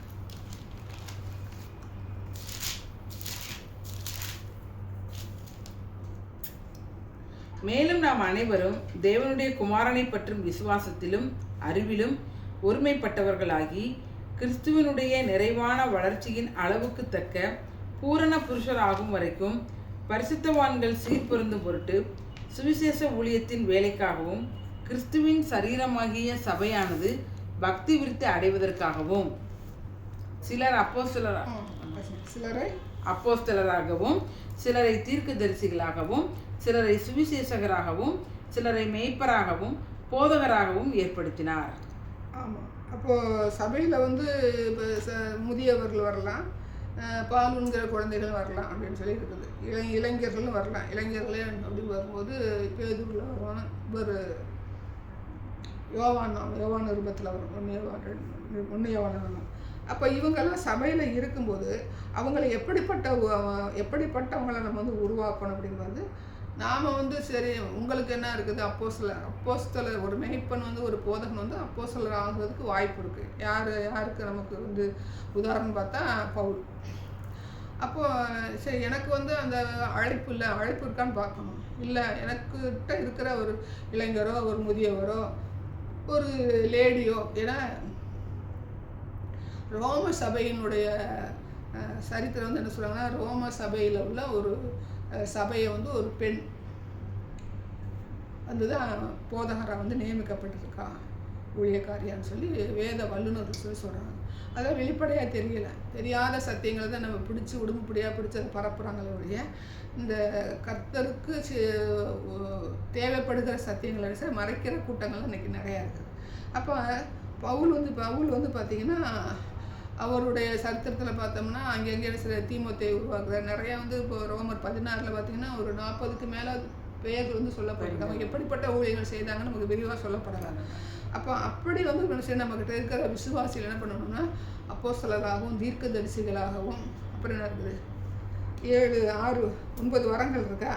இதில் வந்து 5 போஸ்ட் இருக்கா. அப்போஸ்தலர், தீர்க்கதரிசிகள், சுவிசேஷகர், மேய்ப்பர், போதகர், 5 போஸ்டிங் இருக்குது. இப்போ இந்த 5 போஸ்டிங்குக்குரியவங்களாம் அவங்கள மாற்றணும். அடுத்து வந்து வரங்களில் திறம்பட்டவர்களாக மாற்றணும். என்கிட்ட வர இருக்குதுன்னா பயன்படுத்தலாம், அதை வந்து சபைக்கு பிரயோஜனமாக பயன்படுத்தணும். தீர்க்கதரிசி நம்ம அந்நிய பாஷை, பற்பல பாஷை, இப்போ வரங்கள் உரிய ஒரு சபையாக என்ன செய்யணும். சபை வந்து சபையில் உள்ளவர்கள் வந்து அப்படிப்பட்டவங்க, சபையில் உள்ளவர்கள் வரங்கள் நிறைஞ்சவங்களாக இருக்கணும். சபையில் உள்ளவங்க வந்து 5 போஸ்டிங்க்கு உரியவங்களாக இருக்கணும். அடுத்து வந்து பார்த்திங்கன்னா கனிகள் கொடுக்குறவங்க என்ன செய்யறவங்க வந்து இவ்வளோத்தை யார் பண்ணணும் அப்படின்னா மேய்ப்பன், போதகர். அப்போ எப்பேற்பட்ட ஒரு கனமான ஊழியம் அப்படிங்கும்போது போஸ்டிங் வந்த உடனே நம்ம வந்து ஒரு பெரிய சபையை உருவாக்கிட்டு காணிக்கையை வச்சு நம்ம டான்ஸ் ஆடக்கூடாது. ரைட்டா? அதுக்கெல்லாம் கணக்கு கொடுக்கணும். அது வந்து அந்த அந்தி கிறிஸ்து ஆய்வுக்குள்ளே போகிறவங்க அதை நம்ம திரும்ப நம்ம அதை பார்த்து ஒரு யூஸும் கிடையாது, பேசி யூஸும் கிடையாது. அப்போ சபையை நம்ம என்ன செஞ்சோன்னா சபைக்குள்ளே வர்றவங்க குட்டி சேர்க்கறது கர்த்தர் செய்கிறாரு, அனுகிரகம் பண்ணுகிறாரு, சபையை உருவாக்க அனுகிரகம் பண்ணுகிறாரு, சபையை நடத்த அனுகிரகம் பண்ணுகிறாரு. அதே நேரத்தில் சபைக்கு வந்த எந்த ஒரு ஆத்மாவும் கெட்டு போகாதபடிக்கு என்ன செய்யணும், கெட்டு போவேன் அதுக்கு ஒரு தனி லைன் இருக்குது. ஆனால் எல்லாரையும் ஒன்று சேர என்ன செய்யக்கூடாது, அவங்கள என்ன செய்யக்கூடாது, ஒரே ஒட்டு மொத்தமாக பார்க்கக்கூடாது. ஒரு மேய்ப்பன் ஒரு போதகன் என்ன செய்யக்கூடாது, ஒட்டு மொத்தமாக ஒரே பார்வையை பார்க்கக்கூடாது. இந்த ஆத்மாவுக்குள்ளே கர்த்தர் என்ன வச்சுருக்கிறாரு, அந்த ஆத்மாவை எப்படி பயன்படுத்தணும். ஒருத்தன் கெட்டு போனாலும் சரி, எனக்கு இந்த விஷயத்தில் வந்து இந்த வாலிபர் கூட்டத்தில் வந்து பார்த்திங்கன்னா இந்த கரப்ஷன் ஆயிடுச்சுன்னா வாலிபர் கூட்டம் வந்து நமக்கு வந்து சரிப்பட்டு வராதுன்னு என்ன செய்யக்கூடாது, அதை ஒதுக்கக்கூடாது. ஏன்னா பிசாசு வந்து விதைக்கிறதுக்கு முற்படுவானா நம்ம கவனமாக ஜாக்கிரதையாக இருந்து அந்த காரியங்களை அகற்றி விட்டு இந்த இளைஞன் வந்து எப்படி பயன்படுத்தலாம். சரி, இதில் தான் அவன் கட்டுண்டு போனேன், தலைதறிக்க போனேன், இவனை நம்ம அப்புறப்படுத்தணுங்கிற எண்ணம் இல்லாமல் அவனை சீர்படுத்தி ஸ்திரப்படுத்தி அவனை எப்படி கொண்டுட்டு வரலாம் அப்படிங்கிறதுல யார் இருக்கணும், மேய்ப்பனுடைய பாரம் வந்து அதிகமாக இருக்கணும். பேருக்கு போகும்போது சபையும் பேருள்ள ஒரு பொய்யான ஒரு சபையாக அந்த உலகத்தில் வந்து இருக்கும். இப்போ உண்மையான சபை எப்படி தான் கண்டுபிடிக்கிறது, இந்த உலகத்தில் கண்டுபிடிக்கிறது கஷ்டம். கர்த்தர் எங்கே வச்சுருப்பார், நம்ம உள்ளே போய் போகலை, என்ன செய்யப்பார், கர்த்தர் செஞ்சுருப்பார், வச்சுருப்பார். பட் சபையை நம்ம தேடி பார்க்கணும். அப்படிப்பட்டவங்களோட நம்ம லிங்க் வச்சுக்கிறோம். அப்படிப்பட்டவங்களோட நம்ம என்ன செய்யணும், லிங்க் வச்சுக்கிறோம். அப்படிப்பட்ட சபையோட நம்ம இணைஞ்சு என்ன செய்யணும், செயல்படணும். இப்போ நீங்கள் பார்த்தீங்கன்னா ஒரு தவறு பண்ணுற சபையோட எல்லாம் லிங்க் வச்சுருப்பாங்க. அது பார்த்தீங்கன்னா அவன் தவறு பண்ணா அப்படி அந்த லிங்க் வட்டத்தை பார்த்தீங்கன்னா அவங்களோட சேர்ந்து இருப்பாங்க. ஆமாம், ஒரு பணத்துக்கு ஆசைப்பட்டிருக்காங்க, அப்படி சேர்ந்து இருப்பாங்க. பார்த்தோம்னா ஒரு அந்த கிறிஸ்துவனாக இருக்குன்னா அவன் ஒரு அப்படியே லிங்க் அப்படியே ஒரு ரவுண்டில் வந்துருப்பான். அப்போ உண்மையான சபை கர்த்தர் வந்து இந்த உலகத்தில் வச்சுருக்கணும். ஏன் வச்சுருக்காரு? மனவாட்டி சபைக்கு ஆள் வேணும் இல்லையா? அப்படிங்கும்போது மனவாட்டி சபை இங்கே இருக்கணும். அப்போ மனவாட்டி சபைன்போது 1-2 ஆத்துமாக்களை தான் கர்த்தர் வந்து அங்கேயும் வச்சுருக்காரு. இது ஒரு கூட்டி சேர்க்குற சபையில் வந்து என்ன செய்யக்கூடாது, அப்படியெல்லாம் எடுத்துகிட்டு போக மாட்டார். அப்படியே எடுத்துகிட்டு போக மாட்டார். ஆனால் மனவாட்டி சபை உள்ள ஒரு ஆத்துமாக்கள் இருக்கும்போது அது பிரதிபலிக்கணும்ல. பிரதிபலிக்கக்கூடிய சபைகள் வந்து செய்வாங்க இன்றைக்கி இருக்கும். அதான் தேடி பார்க்கணும். ரைட்டா? ஒருத்தர் சொல்கிறதே பிடிச்சிக்கிட்டே போனோம்னா அது ஒன்றும் இருக்காது. வேதம் என்ன சொல்லுது, கர்த்தர் நம்மகிட்ட என்ன சொல்கிறாரு அப்படிம்போது தேவ சமூகத்தில் நம்ம இருக்கிறது காலத்தின் கட்டாயம். தேவ சமூகத்தில் இருந்தால் தான் நம்ம இப்படிப்பட்ட காரியங்களை நம்ம என்ன செய்ய முடியும். யாருமே 5 போஸ்டிங் இருக்குது. அப்போஸ்தலனா இருந்தாலும் தேவ சமூகத்தில் இருக்கணும், தீர்க்கதரிசியாக இருந்தாலும் தேவ சமூகத்தில் இருக்கணும். வேற என்ன இருக்குது? சுவிசேஷகனாக இருந்தாலும் தேவ சமூகத்தில் இருக்கணும். வேற என்ன இருக்குது? மேய்ப்பனும் போதகனும் 2 ஒன்று தான். ரைட்டா? சமூகத்தில் இருக்கணும். சமூகத்தில் இருக்கும்போது தான் கர்த்தர் என்ன செய்வார்? ஆமாம், நடத்துவார். நான் பிடிச்ச முசலுக்கு 3 காலம் போகக்கூடாது. நான் இப்படி தான் நடத்துவேன், எனக்கு இப்படி தான் சொல்லியிருக்காரு, அப்படிலாம் கிடையாது. வேதம் என்ன சொல்லுது? என்ன சொன்னார்? முதல்ல சீயோனிலே எக்காலம் ஊதுங்கள். அடுத்து என்ன சொல்கிறாரு? உபவாச நாள் நியமிங்களே, பரிசுத்த உபவாச நாளை நியமிங்க. அடுத்து என்னது? விசேஷித்த ஆசரிப்பை கூறுங்கள். அப்புறம் ஜனத்தை கூட்டுங்கள். சபையை பரிசுத்தப்படுத்துங்கள். முதியோரை சேருங்கள். பிள்ளைகளையும் பாலுங்கிற குழந்தைகளையும் கூட்டுங்கள். மணவாளன் தன் அறையையும் மணவாட்டி தன் மறைவையும் விட்டு புறப்படுவார். டைமை பார்த்துக்கோங்க. 31. சரி. அப்போ அந்த சபையில் வந்து பார்த்திங்கன்னா 5 போஸ்டிங்கை பார்த்தோம். அடுத்து பார்த்திங்கன்னா 9 வரங்கள் வந்து பார்த்திங்கன்னா கலாத்தியில் சொல்லப்பட்டிருக்கணும். அது சொல்லப்படும் போது 9 வரங்கள் என்ன செய்யணும்? சபையில் வந்து கிரியை செய்யணும். 9 வரங்கள் ஒரு சபையில் என்ன செய்யணும்? கிரியை செய்யணும். ஒரு தனிப்பட்ட விசுவாசிக்கு கிரியை செய்யறது அது ஓகே. ஆனால் சபையானது வரங்கள் கிரியை செய்கிற சபைகளாக வந்து இருக்க வேண்டும். இல்லைனாலும் அதுக்கு கணக்கு செய்ய கட்டாயம் கொடுக்கணும். அதுக்காக சண்டே சர்வீஸ் ஆராதனை நேரங்களில் வந்து நான் வந்து தீர்க்க தரிசனம் சொல்லி எல்லா காரியங்களும் செய்யும்போது அந்த ஆவியானவருடைய அது நேரம், வரங்கள் கிரியை செய்கிறது வந்து ஆவியானவருடைய நேரம். அப்போ அதுக்கு தனியான சரி ஒரு நாளை நம்ம என்ன செய்யணும்? நியமிக்கணும். இதை விசேஷித்த ஆசரிப்பை நியமியங்கள் அர்த்தம். அப்போ தனியாக நியமித்து அவனுக்கு என்ன வரம் வந்திருக்கு அப்படி பார்த்து அதுக்குள்ளே அவனை என்ன செய்யணும்? வழி நடத்தணும். அதை வந்து நடைமுறைப்படுத்துகிறதுக்கு அவனை அந்த நாளை வந்து அவனுக்கு வந்து இடம் கொடுக்கணும். நடைமுறைப்படுத்துகிற காலங்களை வந்து அவனுக்கு ஏற்படுத்தணும். சும்மா அவனுக்கு கிடச்சிருச்சு நீ வாட்டி சொல்கிற அப்படின்னு கிடையாது. அவனை நடைமுறைப்படுத்தி அவனை உருவாக்கி அவனை பயன்படுத்துகிற விதத்தில் பயன்படுத்துகிற பாத்திரமாக மாற்றுறதுக்கு யாருக்கு பொறுப்பு இருக்குது? ஆமாம், ஒரு மேய்ப்பனுக்கு பொறுப்பு இருக்குது. அப்போ மேய்ப்பனுக்கு பொறுப்பு இருக்கிறது 9 வரங்கள் அந்த மேய்ப்பனுக்கு என்ன இருக்கணும்? கிரியை செய்யணும். இல்லைன்னா அந்த வரங்கள் என்ன செய்ய முடியாது. அவன் வந்து நடைமுறைப்படுத்துகிறதோ அதுக்கு ஒருத்தனை உருவாக்கி கொண்டு வருவதோ கஷ்டம். உருவாக்கிட்டு அவன் வந்து தன்னிச்சையாக போகிறான்னா அது ஒன்றும் பிரச்சனை இல்லை, போட்டப்போ. ஆனால் அது அவனுக்குரிய கர்த்தருக்குரியது. நான் ஒரு கட்டுக்குள்ளே வச்சோன்னே வந்து பயன்படுத்த விட மாட்டேன்னு சொல்லியிருந்தா அவன் போயிருந்தா அது ரைட்டு. ஆனால் என்னுடைய கட்டுக்குள்ளே இருக்க மாட்டேன்னு சொல்லி போகிறவங்கள அவனுக்கு ஆண்டவருக்குரிய. பயன்படுத்துவார். பயன்படுத்த மாட்டேன்னு சொல்ல மாட்டேன். அங்கே போகும்போது அதுக்குரிய வெளிச்சம் வந்து வித்தியாசம். அதனால ஒரு தப்பும் கிடையாது. அவன் போய் நல்லா பண்ணிட்டு போட்டான். அதனால ஒன்றும் பிரச்சனை. அதனால் எனக்கு கீழே இல்லை, நான் தான் அவனை உருவாக்குனேன் அப்படின்னு நம்ம ரைட்ஸா உரிமை பாராட்டுகிறது நமக்குரியதல்ல. ஆண்டவரே வந்து வேறு சில ஆத்துமாக்கள் என்ன செய்கிறாரு? வெளியில் கொண்டு போய் பயன்படுத்துகிற தேவனாக இருக்கிறார். பவுலை எடுத்து பயன்படுத்துகிறாரா? அப்படி நம்ம மனுஷன் பெருந்தன்மையாக இருக்கணும். சரி, நம்ம உருவாக்குறேன் விட்டு ஓடி போகிறேன் அப்படிங்கும்போது ஆண்டவர் இருக்கும்போது என்ன செய்ய நிறைய பேர் ஓடி போயினாங்க. அதை குறித்து பேசக்கூடாது, பயப்படக்கூடாது, வருத்தப்படவும் கூடாது. ஆண்டவர் அவர் என்ன சொல்கிறாரோ அதன்படியே செய்யுங்களுக்கு. ஒரு சபையின் போது ஒரு கூட்டம் போகும், ஒரு கூட்டம் வரும், நிலச்சி நிற்கிற ஒரு கூட்டமும் இருக்கும். இப்போ நீங்கள் வந்து சபை நடத்தும்போது கண்ணார பார்த்தோம்னா ஒரு கூட்டம் போகும், ஒரு கூட்டம் வரும். ஆனால் நிலச்சி நிற்கிற ஆத்துமாக்களும் கர்த்தர் வச்சுருப்பார். அப்போ அந்த நிலச்சி நிற்கிற ஆத்துமாக்களும் எப்படிப்பட்ட பாதையில் நடத்தி செல்லணுங்கிற அறிவு உள்ளவங்களாக இருக்கணும். போகிற கூட்டங்களை நம்ம சாடக்கூடாது, திரும்ப வர்ற கூட்டங்களை நம்ம சாடக்கூடாது. அந்த வரட்டும் அப்படின்னு விடணும், போனால் போகட்டும் அப்படின்னு நினைக்கணும். ஐயோ அவன் போயிட்டானே அப்படின்னு நினைக்கக்கூடாது. அவன் போயிட்டு வந்துட்டானே பிரசங்கத்தில் செய்யக்கூடாது, அவங்கள ஆக்கி பேசக்கூடாது. பிரசங்கத்திலும் தாக்கி பேசக்கூடாது, தனிப்பட்ட முறையில் என்ன செய்யக்கூடாது? தாக்கி பேசக்கூடாது. ரைட்டா? அடுத்து வந்து பார்த்தீங்கன்னா நம்ம எங்கே போயிடலாம்? உபதேசம் பண்ணுகிறவர்களாக இருக்கணும். யார்? ஒரு போதகர் வந்து என்ன செய்யணும், உபதேசம் பண்ணுகிறவராக இருக்கணும். சத்தியத்தை எடுத்தோம்னா அந்த சத்தியம் வந்து பார்த்தீங்கன்னா உபதேசத்தை சார்ந்துதான் இருக்கணும். காணிக்கையை சார்ந்ததாக இருந்தாலும் காணிக்கையை வந்து இந்த நாட்களில் வந்து பேச வேண்டிய அவசியமே இல்லை. ஏன்னா காணிக்கையெல்லாம் இப்போ எல்லாம் பேசிக்கெல்லாம் அங்கே அமைஞ்சிருக்கு. அப்போ காணியை குறித்து நம்ம பேச வேண்டிய அவசியமே கிடையாது, ரைட்டா? ஆனால் உபதேசம் அப்படின்னு பேசும்போது பார்த்திங்கன்னா என்னென்ன உபதேசங்கள் வந்து கர்த்தர் வந்து பேசினார், எப்படி பேசினார் அப்படிங்கிறத என்ன செய்யணும், கவனத்தில் இருக்கணும். ஒரு உபதேசிக்கும் போது என்ன செய்கிறாருன்னா, ஃபஸ்ட்டு உபதேசிக்கும் போது என்ன பண்ணுறாருன்னா, ஜனங்கள் என்ன செய்கிறாரு, கூட்டி ஆயத்தம் பண்ணி ஒரு மலையில் உட்காந்து அவங்களுக்கு என்ன செய்கிறாரு, 3 நாளாக வந்து உபதேசம் பண்ணுகிறாரு. உபதேசங்களை கேட்கறதுக்கு ஆர்வமுள்ள உபதேசங்கள் என்னது, சத்தியங்கள். சத்தியம் வந்து கரைபடாத சத்தியம். உபதேசன்றது கரைபடாத சத்தியங்கள். வேதத்தில் என்ன சத்தியம் சொல்லியிருக்குதோ அதை உபதேசிக்கிற மாதிரி தான் உபதேசம், நல்ல உபதேசங்கள். கள்ள உபதேசங்கள் இருக்குது. கள்ள உபதேசங்கள் அப்படின்னு பார்க்கும்போது வேதத்துக்கு மாறுபாடான உபதேசங்கள் எல்லாமே கள்ள உபதேசங்கள். அதை குறித்து நம்ம வந்து கவனமாக இருக்கணும்.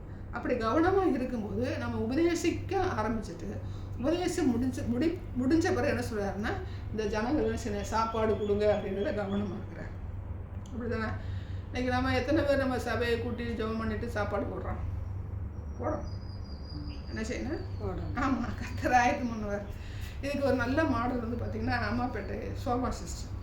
காட்டில் உள்ள கீரையை கூட பறித்து ரேஷன் அரிசி கூட வாங்கிட்டு வந்துட்டாங்கன்னு நினச்சாங்க, ஏதாவது சமைச்சு கொடுத்துருவோம். அவங்ககிட்ட இல்லைன்னு நினைக்க மாட்டாங்க. காணிக்கை எல்லாம் ஒதுக்கி வைப்பாங்களான்னு தெரியாது. எப்படியாவது வர்ற ஜனங்களுக்கு மத்தியானம் சாப்பாடை போட்டுறது அவங்க யார்கிட்டருந்து கற்றுக்கிட்டாங்கன்றது. பட் ஆனால் காட்டுக்கீரை கூட என்ன செய்வாங்க, பறித்து ஒரு ரேஷன் அரிசியை வாங்கி அதை ஒரு கூட்டாக செஞ்சுருந்தாங்க, சாப்பாடை கொடுத்துருவோம். இப்போ பண்ணுறாங்களா பண்ணலையான்னு தெரியும்.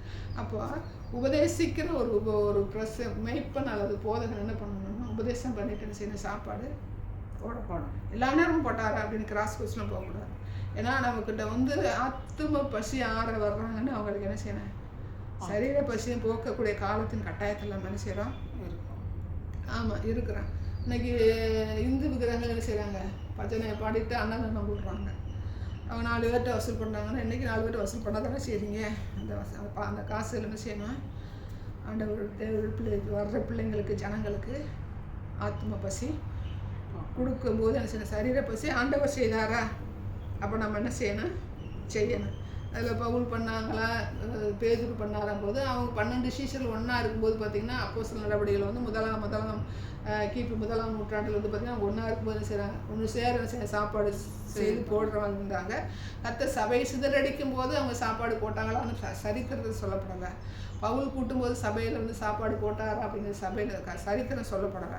ஆனால் இயேசுடைய மாதிரியில் வந்து நம்ம பார்க்கும்போது என்ன செய்கிறாரு, சாப்பாடு போடுறாரு. எல்லா இடத்துலையும் போட்டாரா அப்படிங்கும்போது என்ன செய்கிறாரு, அவர் சாடுறாரு. நீங்கள் சாப்பாடு போடுறதுனால எங்களோட பின்னாடி வர்றாங்கன்னு சொல்லி சாடுறாரு வழிய ஒரு இடத்துல சாப்பாடு போடுறாரு. அப்போ அவர் எல்லா இடத்துலையும் சாப்பாடு போட்டார் அப்படிங்கும்போது நம்ம அதெல்லாம் ஆராய்ச்சி பார்க்க வேண்டிய தேவையில்லை. உபதேசம் சொல்லும்போது அந்த ஜனங்கள் என்ன செய்யணும், அவங்களுடைய ஆத்ம பசி போக்கும்போது அவங்களுடைய சரீர பசியும் போக்குகிறதுக்கு நம்ம கட்டாயமாக அதை செய்தாகணும், ரைட்டா? அடுத்து வந்து பார்த்திங்கன்னா சபை போதகர் வந்து எப்படி இருக்கணும் அப்படின்னு பார்த்தீங்கன்னா, ஜெபம் பண்ணுகிற மனுஷனாக என்ன செய்யணும், இருக்கணும். ஜெபம் பண்ணுகிற மனுஷனாக இருக்கணும். அதுக்கு நம்மளுடைய ஆண்டவரை என்ன செய்ய நமக்கு வந்து எடுத்துக்கிட்டு வேறு யாருமே வேண்டியதில்லை. 6 மார்க்கு 6:12 எடுத்து வாசிங்க.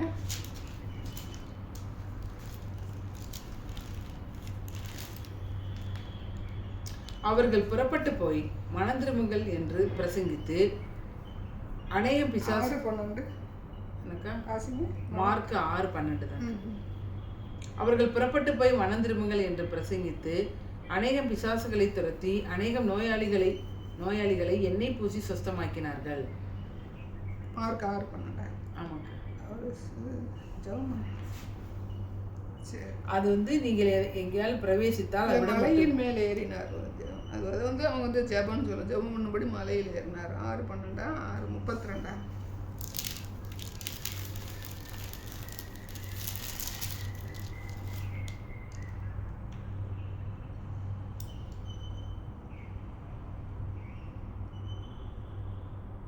இல்லை 32 இல்லை.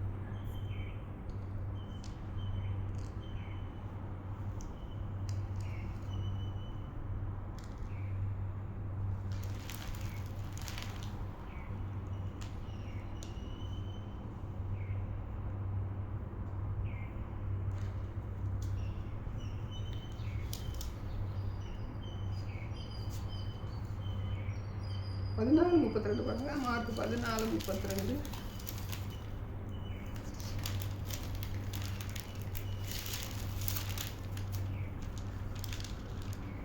மார்க் 14:32. 14. கெட்செமனே எண்ணப்பட்ட இடத்திற்கு வந்தார். அப்பொழுது தம்முடைய சீசர்களை நோக்கி ஜெபம் பண்ணவும் இங்கே அது மார்க் 1:35.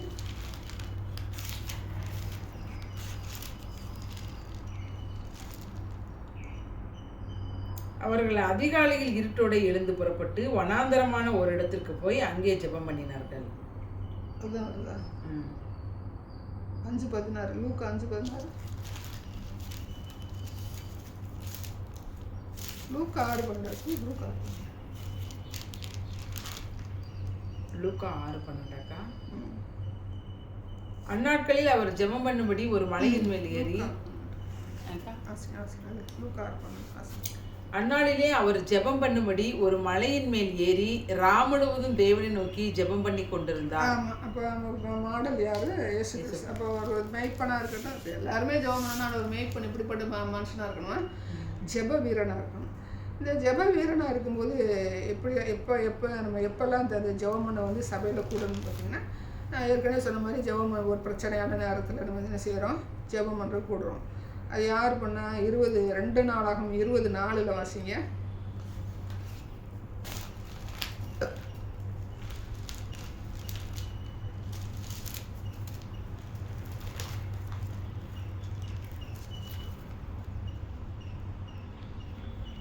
நாளாகவும் 2:20 24.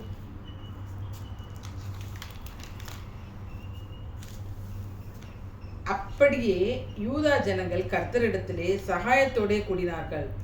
யூதாவில் உள்ள எல்லா பட்டணங்களிலும் இருந்து அவர்கள் கர்த்தரை தேட வந்தார்கள். அப்பொழுது யோசனைப்பட்டு போதும். என்னன்னா யோசபாத்து அந்த காரியம் வரும்போது என்ன செய்வாங்க? எல்லாரும் அந்த பிரச்சனை நேரத்தில் என்ன செய்கிறாங்க? கூடுறாங்க. ஆமாம், கூடுறாங்க. எபிரேயர் 10:25.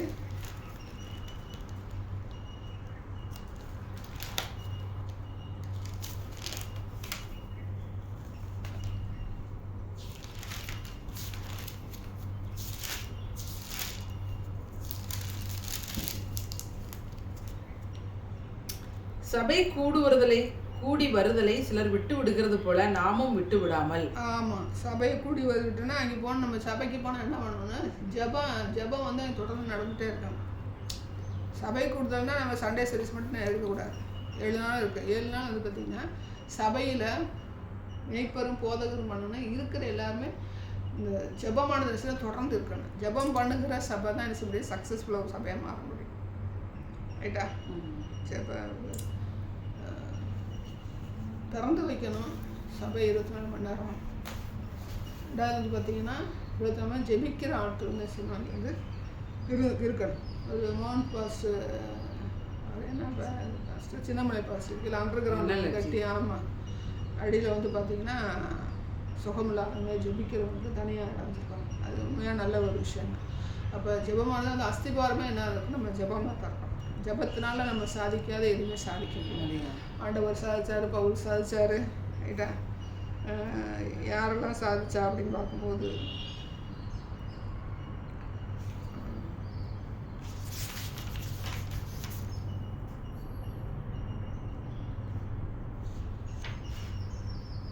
எபேசியர் 1:16 வாசிங்க. 1:16.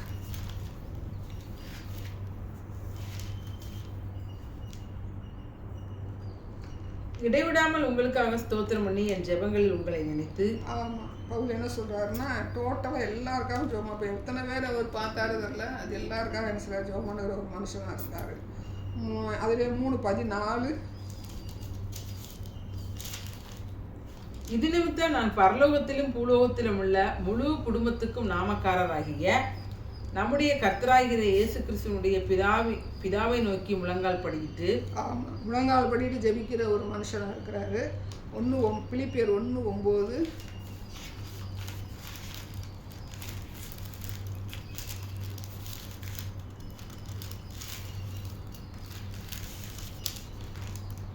மேலும் உத்தமமானவைகளை நீங்கள் ஒப்புக்கொள்ளத்தக்கதாக உங்கள் அன்பானது அறிவிலும் எல்லா உணர்விலும் இன்னும் அதிகமாய் பெருகவும் தேவனுக்கு மகிமையும் துதியும் உண்டாகும்படி இயேசு கிறிஸ்துவினால் வருகிற நீதியின் கனிகளால் நிறைந்தவர்களாகி. ஆமா, என்ன துதி ஸ்தோத்திரம் சொல்லணுமா, கனிகளை நிறைஞ்சவங்களாவும் இருக்கணுங்க. கொலோசியர் 1:9. கொலோசியர் 1:9.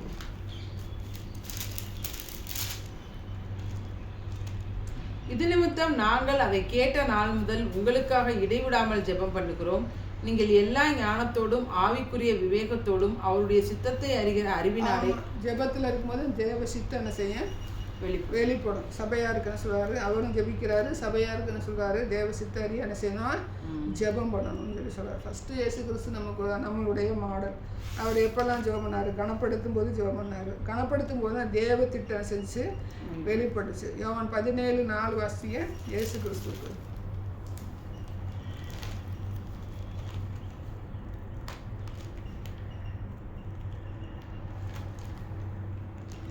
யோவான் 17:4. பூமியிலே நான் உம்மை மகிமைப்படுத்தினேன், நான் செய்யும்படி நீர் எனக்கு நியமித்த கிரியையை செய்து முடித்தேன். ஆமாம், தேவ திட்டம் வெளிப்படணும்னா என்ன செய்யணும், அந்த ஜெபத்தில் இருந்தால் தான் அந்த தேவ திட்டம் வந்து என்ன செய்யும், வெளிப்படுத்தப்படும். பேதுருவை பார்த்தோம்னா அப்போஸ்தலர் 12:15 வாசிங்க. சபையார் ஜெபம் பண்ணுறாங்களா? 12 நிமிஷம்.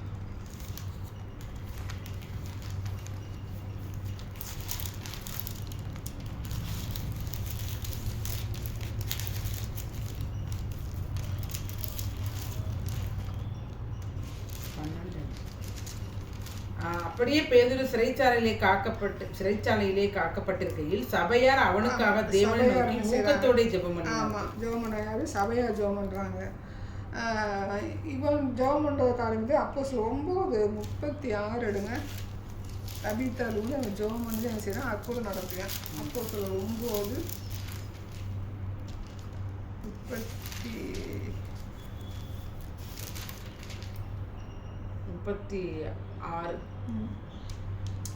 யோப்பா பட்டணத்திலே தொற்கால் என்னும் அர்த்தங்களும் தபித்தால் என்னும் பேருடைய ஒரு சீசி இருந்தால்.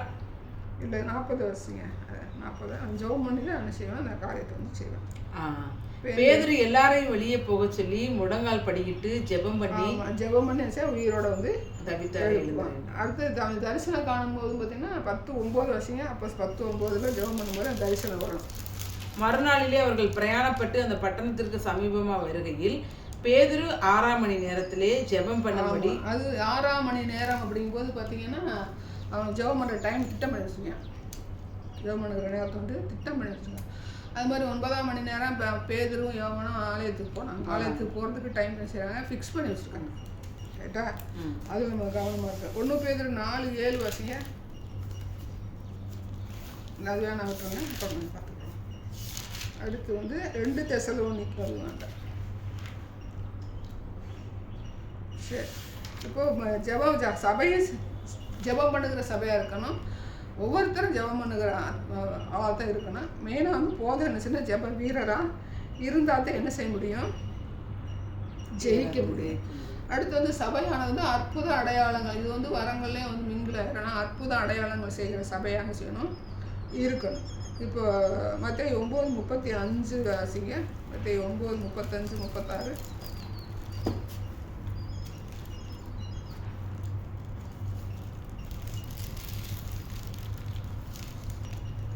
எப்படியெனில் மகனுக்கும் தகப்பனுக்கும் மகளுக்கும் தாய்க்கும். 9:35-36. பின்பு இயேசு சகல பட்டணங்களையும் கிராமங்களையும் சுற்றி நடந்து ஜெப ஆலயங்களில் உபதேசித்து ராஜ்யத்தின் சுவிசேஷத்தை பிரசங்கித்து ஜனங்களுக்கு உண்டாயிருந்த சகல வியாதிகளையும் சகல நோய்களையும் நீக்கி அவர்களை சுத்தமாக்கினார். ஆமாம், இயேசு கிறிஸ்து நமக்கு அடையாளம். சபையில் வந்து என்னச்சுன்னா அற்புதங்களை அடையாளம் நடக்கணும். இப்போ ஒரு பேதுரு வந்து கூட்டிகிட்டு போய் அங்கே என்ன செய்கிறாங்கன்னா தபித்தால வந்து உயிரடைய செய்கிறாங்க. அப்போ அங்கே என்ன ஆச்சு, சபை இருந்துச்சு. அந்த அம்மா வீட்டில் சபை நடந்திருக்கணும். அப்போ அந்த அம்மா இறந்து போன பிறகு இவர் என்ன செய்கிறாங்க, இவரை வந்து கூட்டிகிட்டு போகிறாங்க. அது மாதிரி பவுல் வந்து பார்த்திங்கன்னா மினிஸ்ட்ரி பண்ணும்போது என்ன செய்கிறாரு, அங்கே வந்து அற்புதங்கள் அடையாளம் வந்து செய்கிறார். ரைட்டா? அப்போ மினிஸ்ட்ரி வந்து பண்ணும்போது அற்புதங்கள் அடையாளம் வந்து நடக்கணும். இல்லைன்னு சொல்ல வரல. அதே நேரத்தில் சபையில் என்ன செய்யணும், அற்புதங்கள் அடையாளம் வந்து நடக்கணும். அற்புதங்கள் அடையாளங்கள் நடைபெற்றால் தான் சபை வளரும், ஒரு உயிருள்ள சபையா அப்படிங்கிறது நமக்கு வந்து வெளிப்படும். ஏன்னா அசுத்த ஆவிகள் வந்து வெளியே புறப்பட்டு போகும்போது தான் பார்த்திங்கன்னா அந்த அசுத்த ஆவிகள் வந்து எப்படிப்பட்ட அசுத்த ஆவிகள் அப்படிங்கிறது அந்த ஆவிகளை பகுத்தறியும் வரங்கள் வந்து கிரியை செய்யும். ரைட்டா? இப்போ எல்லா காரியங்களும் இங்கே நடக்கணும்னா நமக்கு 7 நாட்கள் என்ன செய்யாது, போதாது. நம்ம என்ன செய்யறது, சண்டே சர்வீஸை மட்டும் முக்கியப்படுத்திக்கிறோம். அப்படி இருக்கக்கூடாது. ரைட்டா? அடுத்தது நம்ம வந்து இவ்வளோ பார்த்துட்டோம். ஆனால் சபை என்ன செய்யணும், பரிசுத்தத்துக்கு நேராக கடந்து போகணும். யோவேல் என்ன சொல்கிறாரு, 2 பரிசுத்தம், சபையை பரிசுத்தப்படுத்துங்கள், முதியோரை சேருங்கள். அதை மட்டும் வாசிங்க. முதியோர் பார்த்துட்டோம்ல, சபையை பரிசுத்தப்படுத்துங்கள். அப்போ சபை எப்படி இருக்கணும், பரிசுத்தமான சபையாக இருக்கணும். நம்ம என்னதே பரிசுத்தப்படுத்தினாலும் பிசாசு வந்து கலையை விதைச்சிருவேன். அதனால நம்ம என்ன செய்யக்கூடாது, பரிசுத்தத்தை பற்றியே பேசக்கூடாது அப்படிலாம் கிடையாது. பரிசுத்தமாகிறவர் இன்னும் பரிசுத்தமாகட்டும். பரிசுத்தத்தின் வார்த்தைகளை கொடுப்பது காலத்தின் கட்டாயம் மட்டுமில்லை, அது ஆண்டவருடைய கட்டளை. மனுஷன் என்ன செய்யணும், பரிசுத்தமாக இருக்கணும். பரிசுத்தம் இருக்கணும். ஏன் பரிசுத்தமாக இருக்கணும்னு சொல்லி பேதுரு 1:16 வாசிங்க. பரிசுத்தத்தை பற்றி பேசும்போது என்ன சொல்கிறாரு, 1 பேதுரு 1:16.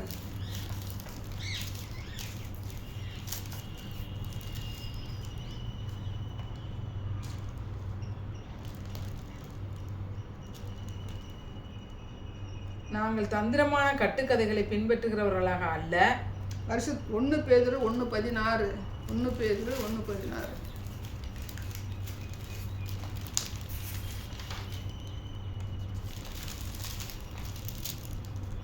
நான் பரிசுத்தர், ஆகையால் நீங்களும் பரிசுத்தராய்.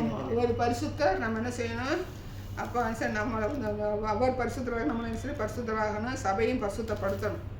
எல்லா விதத்தில் சபை வந்து கரை திரையற்ற சபையாக இருக்குதா, டெய்லி யார் கண்காணிக்கணும், முக்கிய பொறுப்பு யாருக்கு இருக்குன்னா போதகருக்கு தான் இருக்குது. மேய்க்கிறதே கனமான ஊழியம். டெய்லி தேவ சமூகத்தில் காலையில் வந்துட்டு நைட்டு போய் உட்காந்தேன்னா எனக்கு வந்து டயர்டாக இருக்குது, நான் மினிஸ்ட்ரி பண்ணிட்டேன், எனக்கு தூக்கம் வருது அப்படின்னா அவன் போதகனுக்கு லாய்க்கு கிடையாது, தகுதி கிடையாது. நைட்டு உட்காந்து இன்றைக்கி நடந்த காரியங்கள் எல்லாம் என்ன செய்யணும், கண்ணில் வெங்காயத்தை தட்டி போடணும், இல்லாட்டி சின்ன தண்ணியை ஊற்றணும், இல்லாட்டி விளக்கணையாவது ஊற்றணும், ஏதாவது ஒரு எண்ணெயை ஊற்றி உட்காரணும். தேவ சமூகத்தில் உட்காந்து இன்றைக்கி ஃபுல்லாக வந்து எனக்கு என்ன செய்திருக்கேன், என்னென்ன காரியங்கள் நடப்பிச்சிருக்கேன், இது தேவனுக்கு பிரியமானதா இருக்கிறது, தேவனுக்கு பரிசுத்தமானதா, என்னுடைய சபை பரிசுத்தமாய் காணப்படுதா, இன்றைக்கி வந்தாலும் இந்த சபை அப்படியே என்ன செய்யணும், ஆண்டவருடைய பரலோக ராஜ்யத்துக்கு போக பணவாட்டி சபைக்கு உகந்ததா, எத்தனை ஆத்துமாக்கள் இருக்கிறாங்க, அது மேய்ப்பனுக்கு நல்லாவே தெரியாமல் இருக்கிறதுக்கு வாய்ப்பே இல்லை. இப்போ வாய்ப்பு இல்லைன்னா என்ன, அந்த வந்து போதகனாக இருக்கக்கூடிய தகுதி இல்லை, அது உண்மையான வாய்ப்பு அவங்ககிட்ட என்ன செய்யாது, கிடையாது. தேவ சமூகத்தில் இல்லையா, நீ தேவனுடைய சபையை நடத்துவதற்கு தகுதி இல்லை, தேவனுடைய சபையில் உள்ள எல்லா காரியங்களும் நல்ல முறையில் நீ செய்யலையா, நீ தகுதி கிடையாது. தகுதியிலிருந்து நீக்கப்படும் போது சபை கரைப்படுத்தப்படும். சபை என்ன செய்யும், பொய்யான சபையாக கட்டப்படும். பரலோகத்துக்கு சேர்ந்த சபை எடுத்துக்கொள்ளப்பட மாட்டாது. நீயும் சேர்ந்து எங்கே இருப்ப, கீழே தான் இருப்ப. ஆண்டவர் அழைச்சிட்டாரு, நான் நடத்துகிறதான் கூட்டம், நான் நடத்துகிற நேரம் தான் நான் வர்ற நேரம். அதனால என்ன செய்ய, ஆத்துமாக்களை உருவாக்கும் போது கரெக்டான நேரத்துக்கு போங்க, கரெக்டான நேரத்துக்கு வாங்க, கர்த்தர் முன்னாடியே இருப்பார் அப்படின்னு சொல்லி கொடுக்குற விஷயங்கள்லாம் தட்டி கழிக்கிறேன்னா நீ போதகனுக்கு ஏற்ற தகுதி உங்கள்கிட்ட இல்லை. என்னைக்குனாலும் என் அந்தி கிறிஸ்துவ மாறுவதற்கு வாய்ப்புகள் அதிகமாகவே இருக்குது. அப்படி தவறுகள் சுட்டி காட்டும் போது அது கேட்டுக்கொள்ள மனதில்லாத ஒருத்தர் இருந்தானே தகுதி போதகனுக்கு உரிய தகுதி கிடையாது. என்னை அழைச்சிட்டாரு, நான் தான் தலைமை, நான் செய்கிறதான் சட்டம்னு சொல்லும்போது அந்த அங்கே யார் வந்து உட்காந்துக்கிறேன், அந்தி கிறிஸ்து நாய் வந்து உட்காந்துக்கிறேன். அப்போ செய்த தவறுகளை திரும்பி பார்த்து நாளைக்கு நான் அந்த தவறுகளை பண்ண மாட்டேன்னு உறுதி எடுத்து அதன்படியாக அதுதான் அர்ப்பணிப்புனா என்னது, நான் ஆண்டவருக்காக தான் ஓடுறேன், நான் ஆண்டவருக்காக தான் செய்கிறேன், நான் ஆண்டவருக்காக தான் இருக்கிறேன். இது அர்ப்பணிப்பு கிடையாது. அது அழைப்பின் நோக்கம். அர்ப்பணிக்கும் போது இன்னைக்கு நடந்த தவறுகளை இனிமேல் என்னுடைய வாழ்க்கையில் செய்ய மாட்டேன். இதை நான் ஒரு புதிய மனுஷனாக அடுத்த நாள் சபைக்கு நான் போகும்போது புதிய போதகனா, புதிய மேய்ப்பனா அந்த இடத்துக்கு நான் போய் கடந்து செல்வேன். தேவனுடைய பொப்பிடத்தில் நின்று தேவனுடைய வார்த்தைகளை சொல்லும்போது நேற்று செய்த அதே தவறுகளை நான் செய்ய மாட்டேன்னு சொல்கிறது அர்ப்பணிப்பு. ரைட்டா? புரியுதா? புரிஞ்சாச்சு. அப்போ அந்த சபையானது என்ன செய்யணும், பரிசுத்தப்படணும். மேய்ப்பன் பரிசுத்தப்படணும், சபை மக்களை பரிசுத்தப்படுத்தணும். பரிசுத்தப்படுத்தினா எங்கே போக முடியும், சபை பரலோகத்துக்கு போக முடியும். 1 தெசலோனிக்கர் 3:12-13 வாசிங்க.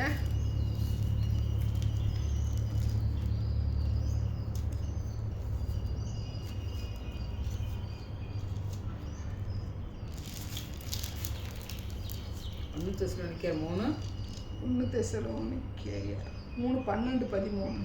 நாங்கள் உங்களிடத்தில் வைத்திருக்கிற அன்புக்கு ஒப்பாய் நீங்களும் ஒருவரிடத்தில் ஒருவர் வைக்கும் அன்பிலும் மற்ற எல்லா மனுஷரிடத்தில் வைக்கும் அன்பிலும் கர்த்தர் உங்களை பெருகவும் நிலைத்தோங்கவும் செய்து இவ்விதமாய் நம்முடைய கர்த்தராகிய இயேசு கிறிஸ்து தமது பரிசுத்தவான்கள் அனைவரோடும் கூட வரும்போது நீங்கள் நம்முடைய பிதாவாகிய தேவனுக்கு முன்பாக பிழையற்ற பரிசுத்தம் உள்ளவர்களாய் இருக்கும்படி உங்கள் இருதயங்களை ஸ்திரப்படுத்துவாராக. ஆமாம், பரிசுத்தத்தோடு என்ன அன்போடு என்ன இருக்கணுமா? பரிசுத்தம் இருக்கணும். அடுத்து யோவேல வாங்க. அடுத்து வருகைக்கு வந்துடுவோமா?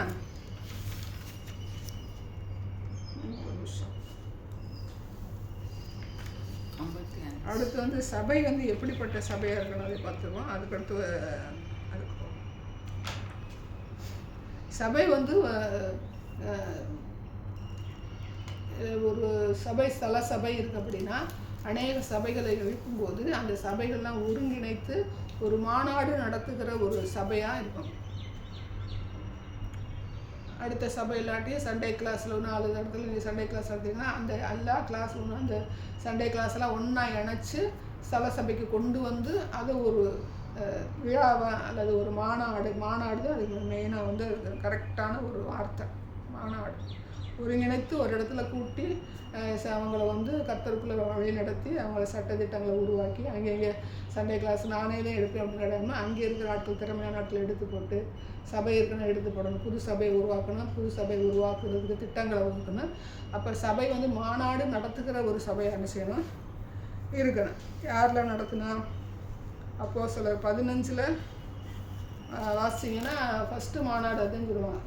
ஃபஸ்ட்டு ஒரு 4 காரியங்கள் ஒருங்கிணைப்பாங்களா? கட்லைட் எழுதுவாங்களா? வாசிக்கிறாங்க. 15வது அதிகாரத்தில் பார்த்தீங்கன்னா பழைய யூத விசுவாசிகளுக்கும் நமக்குள்ள விசுவாசிகளும் ஒரு வித்தியாசத்தை உண்டு பண்ணுறதுக்கு விருத்தசேதனம் பண்ண வேண்டிய கட்டாயம் இல்லை. அவங்க என்ன செய்யணும்? நெருக்குண்டு சத்தத்திற்கு வேசித்தனத்துக்கு விக்கிரக ஆராதனைக்கு விலகி இருந்தால் போதுமானது அப்படிங்கிற சட்டத்திட்டங்களை உருவாக்கி அதை எழுத்து வடிவமாக எழுதி பவுல்கிட்டையும் சீலாட்டையும் கொடுத்துடுவாங்க. அது ஃபஸ்ட்டு மாநாடு. 2வது மாநாடு இவர் நடத்துவார். யார்? பவுல் நடத்துவார். அப்போஸ்தலர் 20 பார்த்தீங்கன்னா 13-32 வாசிக்கும் போது அவர் ரெண்டாவது மிஷினரி பிரயாணமா 3வது மிஷினரி பிரயாணமா 2வது மிஷினரி பிரயாணம் நினைக்கிறேன். வரும்போது என்ன செய்கிறாரு? அங்கே மிலேத்துக்கு கூப்பிட்றாரு. எபேஸில் இருக்கிற மூப்பரெல்லாம் மிலேத்துக்கு கூப்பிட்றாரு. கூப்பிட்டு ஒரு மாநாடு நடத்துகிறார். இப்படி செய்யுங்க, நான் இனி வர்றது வரமாட்டேன், என்னுடைய திட்டம் வேறு மாதிரி இருக்குது, நான் எரிசனம் படிக்கும்பா நான் வரமாட்டேன், நீங்கள் சபையை என்ன செய்யணும், நீங்கள் நடத்தணும் அப்படின்னு சொல்லி பவுல் ஒரு மாநாடு நடத்துகிறார். இன்றைக்கி நிறைய மாநாடு நடத்துறதுல குறைவே இல்லை. சபை வளர்ச்சிக்கு நேராக செல்றதுக்கு நிறைய மாநாடுகள் செய்கிறாங்க. சண்டே கிளாஸ் மாநாடு, சபை குறித்த மாநாடு, என்னென்னா மாநாடு போடலாம். ஆனால் சபையானது என்ன செய்யணும்? மாநாடு நடத்துகிறப்ப ஒருங்கிணைக்கிற காரியங்கள் நடக்கும், திட்டங்கள் நடக்கும். புது திட்டங்கள், அந்த 5 ஆண்டு திட்டங்கள், 10 ஆண்டு திட்டங்கள் இப்படிலாம் போடுறாங்க இல்லையா? அப்போ திட்டங்களை உருவாக்கி அந்த திட்டத்துக்கு ஃபோக்கஸ் பண்ணி போகிறதுக்கு சபையான என்ன செய்யணும்? மாநாடு நடத்துகிற ஒரு சபையான செய்யணும், ஒருங்கிணைக்கிற ஒரு சபையான செய்யணும். அது இருக்கணும். யாரெல்லாம் ஒருங்கிணைக்கணும் அப்படிங்கும்போது நிறைய பேர் மற்றவங்களெல்லாம் ஒருங்கிணைக்கிறாங்க. அது ஒரு விதமாக போகுது. அரசியலை ஒருங்கிணைக்கிறாங்க. அதான் தவறு கிடையாது. ஆனால் எல்லாமே தேவனுடைய நாம மகிமைக்குன்ற செய்யணும், நடக்கணும். அங்கேயும் தேவனுடைய சட்டத்திட்டங்கள் உண்மையாக நடக்கணும். அதில் அந்த விஷயம் தவறுகிற பிள்ளைகளாக என்ன செய்யக்கூடாது, இருக்கக்கூடாது. அடுத்தது வாசிங்க, வருகை பற்றி இது வாசிங்க. யோவேல லாஸ்ட்டு. மணவாளன் தன் அறையையும் மணவாட்டி தன் மறைவையும் விட்டு புறப்படுவார்களாக. அது என்ன? மணவாளன் தன் அறையையும் மணவாட்டி தன் மறைவையும் அப்படின்னா மணவாளன் வரும் பொழுது மணவாட்டி நம்ம ஆயத்தமாக இருந்து, அது ஆயத்தம், வருகைக்கு ஆயத்தமாக இருக்கிறேன். மணவாளன் தன் அறையையும் மணவாட்டி தன் மறைவையும் விட்டு புறப்படுவார்களான. இன்றைக்கி நம்ம வெளிப்படுத்தின விசேஷத்தில் பார்க்கும்போது என்ன செய்கிறோம்? மணவாட்டி சபை இருக்குது. 21வது அதிகாரத்தில் 19வது அதிகாரத்தில் ஒரு மணவாட்டி சபை இறங்கி வர கண்டே வந்துட்டு இருக்குன்னு சொல்லி சொல்லுவாரா? புதிய எருசலேம்.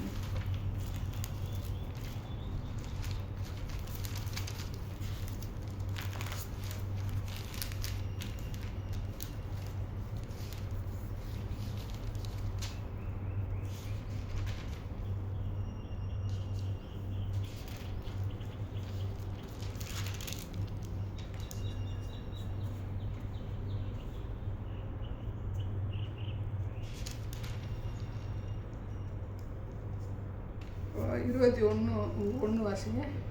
பின்பு நான் புதிய வானத்தையும் புதிய பூமியையும் கண்டேன். முந்தின வானமும் முந்தின பூமியும் ஒளிந்து போயின, சமுத்திரமும் இல்லாமல் போயிற்று. யோவானாகிய நான் புதிய எருசலேமாகிய பரிசுத்த நகரத்தை தேவனிடத்தினின்று பரலோகத்தை விட்டு இறங்கி வர கண்டேன். அது தன் புருஷருக்காக அலங்கரிக்கப்பட்ட மணவாட்டியை போல ஆயத்தமாக்கப்பட்டது. இதுதான் மணவாட்டி தன் மறைவையும் விட்டு புறப்படுவாளாகவா அங்கே ஆயத்தமாக்கப்பட்டுக்கிட்டே இருக்குது. ஆயத்தமாக்கப்படும் போது மணவாட்டி சபையானது அப்படி பார்க்கும்போது இங்கே கீழே இருக்கிற தேவனுக்குரியவர்கள் அப்படிதான் நம்ம சொல்லணும். தேவனுடைய பிள்ளைகளோட தேவனுக்கு உரியவர்கள் மணவாட்டி சபைக்கு ஆயத்தம் பண்ணப்பட்டவர்களை சேர்த்து கொள்ளத்தக்கதாக வர்றதை மணவாட்டி தன் மறைவையும் என்னது அது வர்ற வரைக்கும் நமக்கு அதோடைய காரியங்கள் நமக்கு சில வெளிப்படலை. ஆண்டவர் ஆயத்தம் பண்ணுறார். புதிய எருசலேம் புதிய நகரத்தை ஆயத்தம் பண்ணுறார். அதை கொண்டு கீழே இருக்கவர் அப்படி கிடையாது, அதை அங்கே ஆயத்தம் பண்ணியிருப்பாரு. அப்போ அந்த ஆயத்தம் பண்ணப்பட்ட சபைக்கு இங்கே இருக்கிற ஆட்களை கொண்டு அங்கே சேர்க்கணும். அதை தன் மணவாட்டி தன் மறைவையும் விட்டு புறப்படுவாங்க. சரி, அது ரைட். அப்போ மணவாளன் தன் அறையினா இப்போ எங்கே இருக்காரு? இப்போ எப்படிப்பட்டவராக இருக்கிறாரு? பிரதான ஆசாரியராக இருக்கார். எப்படிப்பட்டவர்னா பரிந்து பேசுகிற தகப்பனாக இருக்கிறார். பரிந்து பேசுகிற தகப்பன் உடையில பரிந்து பேசுகிற ஒரு வக்கீல் மாதிரி பரிந்து பேசுகிறவராக இருக்கார். என்னுடைய விலைக்கரமான ரத்தத்தை நான் சிந்திருக்கிறேன், இன்னும் எனக்கு டைம் கொடுங்க, இன்னும் எனக்கு டைம் கொடுங்க, அந்த ஜனங்கள் செய்வாங்க ரசிக்கப்பட்டுருவாங்க, இன்னும் எனக்கு டைம் கொடுங்க, இன்னும் எனக்கு டைம் கொடுங்கன்னு சொல்லி அது பரிந்து பேசுகிற தேவனாய் பரிந்து பேசுகிறவராக இருக்கிறார். அது இயேசு கிறிஸ்து. அப்போ பரிந்து பேசுகிற இந்த நிலைமையில் இருந்து அவர் மணவாளனா என்ன செய்யணும்? நம்மளை சந்திக்க புறப்பட்டு வரணும். ரைட்டா? மணவாளனா புறப்பட்டு வரும்போது தான் என்ன ஆகுது? பகிரங்க வருகை நமக்கு வரும். அதுக்கு முன்னாடி என்ன நடக்குது? அவருடைய விசேஷித்தவர்களை என்ன செய்யணும்? சேர்த்து கூட்டி போகிறதுக்கு ஒரு ரகசிய வருகை அப்படிங்கிறது நம்ம வேதத்தில் சொல்லப்படலை. நாம் அதை புரிஞ்சுக்கிறதுக்காக என்ன சொல்கிறோம்? ரகசிய வருகைன்னு சொல்கிறோம். வெளி உலகத்துக்கு தெரியாது, நம்மளை என்ன செய்கிறாரு? கூட்டி சேர்க்கிற ஒரு மணவாளனாக இருக்கிறார். ரைட்டா? அது யாருக்கும் தெரியாது. ஆனால் மணவாளன் தன்னுடைய அறையை விட்டு புறப்படும் போது இந்த உலகம் என்ன செய்யுது? ஆயத்தம் பண்ணப்பட்ட உலகத்துக்குலாம் வர மாட்டான். ஆயத்தம் இல்லாத நிலைமையில் தான் வருவார். ரைட்டா? ஆயத்தம் இல்லாத நிலைமையில யாரை கூட்டிகிட்டு போகிறாரு? மணவாட்டிக்கு விசேஷித்தவரில் முதல்ல கூட்டிகிட்டு போயிடுவார். அடுத்து பகிரங்கமாக அதுக்கு ரெண்டாம் வருகைன்னு சொல்லி சொல்கிறான். அதே பகிரங்க வருகை ரெண்டாவது. ஃபஸ்ட்டு வந்தது அவர் பிறப்பு ரட்சிப்புக்காக வந்துட்டார். அது எல்லாருக்கும் தெரிஞ்சிச்சு, முடிஞ்சு போன கதை. ஆனால் அடுத்து அவர் வரப்போகிறது மறைவாக இருக்குது. அவர் எந்த அறையில் இருக்கிறார்? இன்னைக்கு பரிந்து பேசுகிற தேவனாக தான் இருக்கிறார். ஆனால் அவர் மணவாளனாக எப்போ வருவார்னா, மணவாளன் தன் அறையை விட்டு அப்படிங்கும்போது பார்த்தீங்கன்னா அவர் எப்போ அந்த மணவாளன் ரூமுக்குள்ளவோ இருக்க போகிறாரு, எப்போ வெளியில் வருவார், அதே மணவாளன் தன் அறையை விட்டு. அப்போ மணவாளன் அவர் விஷயம் மாப்பிள்ளையாக ஜோடித்து வர வேண்டிய கட்டாயத்தில் இருக்கிறார். இப்போ எப்படிப்பட்டவராக இருக்கிறாரு?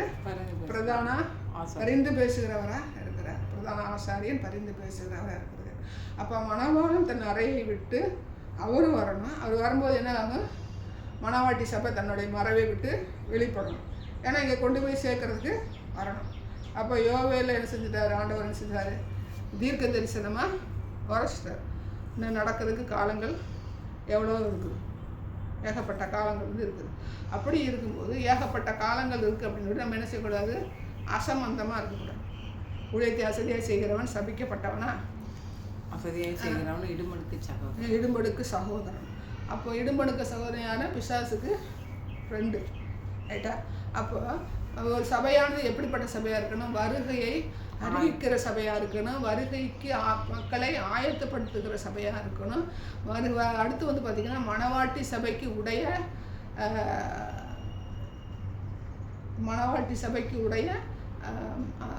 விசுவாசிகளாக இருக்கணும். அந்த இடத்துல பார்த்திங்கன்னா அந்த சபைக்கு உரியவர்களாக மாறணும். மணவாட்டி சபை விசுவாசி இல்லை. விசுவாசிக்கிற எல்லாருமே சொன்னேன் விசுவாசி, ஆண்டவர் நம்புகிற யாருமே விசுவாசி. ஆனால் மணவாட்டி சபைக்கு உரியவர்களாக மாற்றும். தானும் மாறணும். ஒரு சபை போதகனை எப்படிப்பட்டவனாக மாறணும்? தானும் மாறணும். அங்கே இருக்கிற சபை விசுவாசிகள் எப்படிப்பட்ட விசுவாசம் பார்த்தோம்னா மணவாட்டி சபைக்கு உரியவர்களாக ஆயத்தம் பண்ணுகிறது வருகையை சொல்லி ஆயத்தப்படுத்தணும். என்னென்ன ஆயத்தப்படுத்தணும் பார்த்தீங்கன்னா பரிசுத்தாக ஆயத்தப்படணும், அன்புல பரிசுத்தாக ஆயத்தப்படுத்தணும், வரங்களில் எல்லாமே ஆயத்தங்க. எப்போவுமே ஆயத்தம் எடுத்துக்கொள்ளப்படுகிற லெவலுக்கு அவங்கள ஆயத்தப்படுத்தணும். ஒரு ஆசிரியர் என்ன செய்கிறார்? ஒரு பிள்ளைய காப்பரிசு, அரைப்பரிசு, 3 பரிசுலாம் எடுத்து அடுத்த வருஷத்துக்கு அவங்க சரி அடுத்த வகுப்புக்கு போகிறதுக்கு அவங்கள ஆயத்தப்படுத்துகிற ஒவ்வொரு நாளும் ஆயத்தப்படுத்துகிறாங்க. ஒரு டாக்டர் படிக்கிறான்னா 5 வருஷம் 5.5 வருஷம் ஒவ்வொரு நாளும் ஆயத்தப்படுத்தி அந்த தொழிலுக்கு போகிற வரைக்கும் ஆயத்தப்படுத்துகிறாங்க. அப்படி தானே? ஒரு இன்ஜினியர் படிக்கிறான்னா அவன் என்ன செய்யணும், நல்ல லெவலுக்கு போய் இன்ஜினியர் நல்லா சம்பாத்தியம் பண்ணக்கூடிய லெவலுக்கு அந்த காலேஜ் என்ன செய்யணும், ஆயத்தப்படுத்தணும். இல்லைன்னா அந்த காலேஜில் யாரும் என்ன செய்ய மாட்டாங்க, சேர்க்க மாட்டாங்க. அப்படி தானே? நல்ல காலேஜ், நல்ல மெடிக்கல் காலேஜ், நல்ல இன்ஜினியரிங் காலேஜ், நல்லா சொல்லிக் கொடுக்குற ஸ்கூல்ஸு அப்படி தானே பார்த்து சேர்க்குறாங்க தானே. அப்போ சபை அப்படிப்பட்ட ஆயத்தப்படுத்துகிற சபையாக தானே ஆட்டோமேட்டிக்காக விசுவாசம் செஞ்சுருவாங்க, அதனால் வந்துடும். அப்போ சபையானது என்ன செய்யணும், வருகைக்கு ஆயத்தப்படுத்தப்பட்ட ஒரு சபையாக, ஆயத்தப்படுத்துகிற சபையாக இருக்கணும். யார் இருக்கணும், அந்த சபை போதகனுடைய அவன் தலை மேலே விழுந்த பாரம், எல்லா வேலையும் விழுந்த பாரம் தான். மெயின் பாரம் யார், அவன் மேலே தான். அப்போ அந்த சபை என்ன செய்யணும், ரகசிய வருகைக்கு ஆயத்தப்படுத்துகிற சபை, பகிரங்க வருகைக்கு ஆயத்தப்படுத்துகிற சபையாக சபை காணப்படாது. அப்போ பேருக்கு தான் சபை இருக்கும். ரகசிய வருகைக்கு ஆயத்தப்படுத்துகிற சபை போதகனாக இருக்கணும். அடுத்து இந்த மணவாட்டி சபைக்கு உரியவர்களை ஒவ்வொரு விசுவாசிகளையும் மாற்றுவதற்கு அவன் என்ன செய்யணும், ஆயத்தப்படுத்தணும். அவன் என்ன செய்யணும், அதுக்கு உரியவனை மாறணும். சபையில் உள்ள ஜனங்களை விசுவாசிகளும் செய்யணும். மணவாட்டி சபைக்கு உரியவர்களை மாற்றுகிறது ஒரு சபை போதகனுடைய என்னது, கடமை கிடையாது, அவனுடைய உரிமை. ரைட்டா? அவனுடைய உரிமை, எல்லா காரியங்களும் அவனுடைய உரிமை பத்திரம் அவனை போட்டு கொடுத்துருக்கு. இந்த உரிமை பத்திரத்தை செல்லுபடியாக வைக்கிறது அவனுடைய கரத்தில் தான் இருக்குது. அவனுடைய கரத்தில் தான் இருக்குது. உரிமை பத்திரம் எப்போல்லாம் செல்லுபடியாகும், எப்போ செல்லுபடியாகாது, அவன் செத்துட்டானா என்ன ஆகாது. அந்த உரிமை பத்திரம், ஒரு இடம் வீடு இருக்குது, அவன் செத்து போயிட்டானே எல்லோரும் என்ன செய்வாங்க, இது எனக்கு சொந்தம்னு சொல்லுவான். உயிரோடு இருக்கும்போது இல்லை இது என்னுடைய வீடு, இது என்னுடைய சொத்துன்னு சொல்லுவான். அப்போ எல்லோரும் எனக்கு இது சொந்தம் பாராட்டும் போது அவன் சொன்னால் கோர்ட்டுக்கு போகணும், கேஸ் இது மாடிப்படி இறங்கணும். அப்படி இருக்கும்போது இல்லை இது இன்னாருக்கு அப்படின்னு சொல்லி அவன் என்ன செய்யணும், ஒரு உரிமை கோருக்கிற பத்திரத்தை அவன் எழுதி வச்சுருந்தான். இல்லை வாரிசு பத்திரம், இல்லை 2-3 பிள்ளையை பெற்றுட்டான், அவங்ககிட்ட யாராவது மனைவியை பெற்றுருந்தானா அது ஒரு சண்டை வரும். அப்போ அந்த உரிமை கோரும் பத்திரத்தில் அவன் கரெக்டாக இருக்கணும். சாகும்போது அந்த அதாவது அவனுடைய உரிமை என்ன செய்யணும், உயிர் மீட்சி அடையக்கூடிய ஒரு உரிமையாக இருக்கணும். அவன் கடந்து போனான்னா அடுத்த போதகனை உருவாக்கிட்டு போகிறதே ஒரு நல்ல போதகனுக்கு அடையாளம். நான் இருக்கிற வரைக்கும் சபை நல்லா இருந்துச்சு, நான் செத்து போன பிறகு எக்கேடு கட்டா என்னன்னு இருக்கக்கூடாது. அப்போ எக்கேடு கட்டப்போ அடுத்த சபை தலைவனை என்ன செய்யணும், உருவாக்கணும். மோசே யாரை உருவாக்கினா, ஆமாம் யோசுவா. அப்படிப்பட்ட ஒரு படை தளபதி என்ன செய்யணும், உருவாக்கணும். பவுல் யாரில் உருவாக்குனாரு, தீத்து உருவாக்குனாரு, தீமோத்தேயை உருவாக்குனாரு, வேறு என்ன நிறைய பேரை உருவாக்குனாரு. நமக்கு தீத்துக்கும் தீமோத்தேயும் தான் நமக்கு பக்காவாக தெரியும். அப்போ சபை போதகன் என்ன செய்யணும், அடுத்து உருவாக்கணும். தன்னோட உரிமை பத்திரத்தை கொண்டாடுகிற ஒரு மனுஷனாகவும் இருக்கணும். ரைட்டா? போதகனாக இருக்கணும். எல்லா விதத்துலேயும் அவன் என்ன செய்யணும், தன்னுடைய சாட்சியை காத்துக்கொள்ளுகிற ஒரு மனுஷனாகவும் இருக்கணும். இது எல்லாமே இருந்தாலும் ஆட்டோமேட்டிக்காக என்ன செய்யும், சாட்சியை காத்துக்கொள்ளலாம். சபையை எப்படியெல்லாம் ஆயத்தப்படுத்தணும், தீர்க்க தரிசனம் சொல்லி ஆயத்தப்படுத்தணும். அப்போ தீர்க்க தரிசனம் இங்கே முக்கியமாக இயேசு கிறிஸ்து தீர்க்க தரிசனம் சொன்னாரா? மத்தேயு 24:44 வாசிங்க.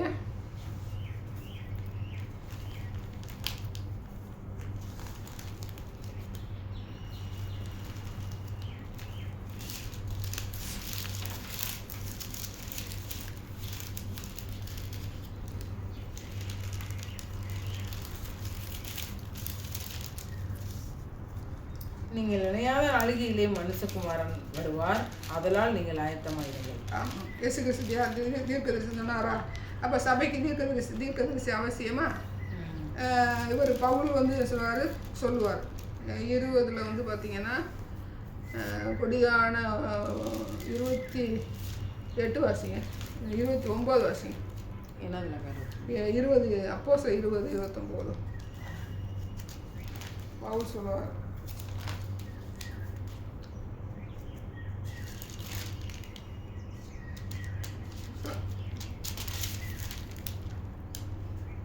நான் போன பின்பு மந்தையை தப்ப விடாத கொடிதான ஓநாய்கள் உங்களுக்குள்ளே வரும். அவர் தீர்க்கதரிசனம் சொல்றாரா? 1 பேதுரு 4:7 வருஷம்.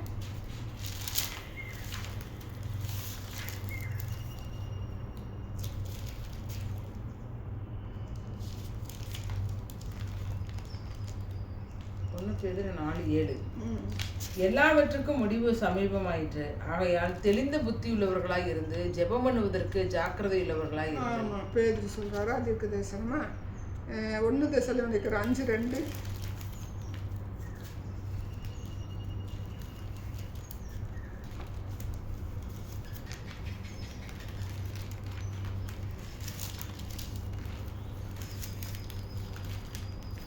இரவிலே திருடன் வருகிற விதமாய் கர்த்தருடைய நாள் வரும் என்று நீங்களே நன்றாய் அறிந்திருக்கிறீர்கள். ஆமாம், பவுல் சொல்றாரு. வெளிப்படுத்தல் 16:15.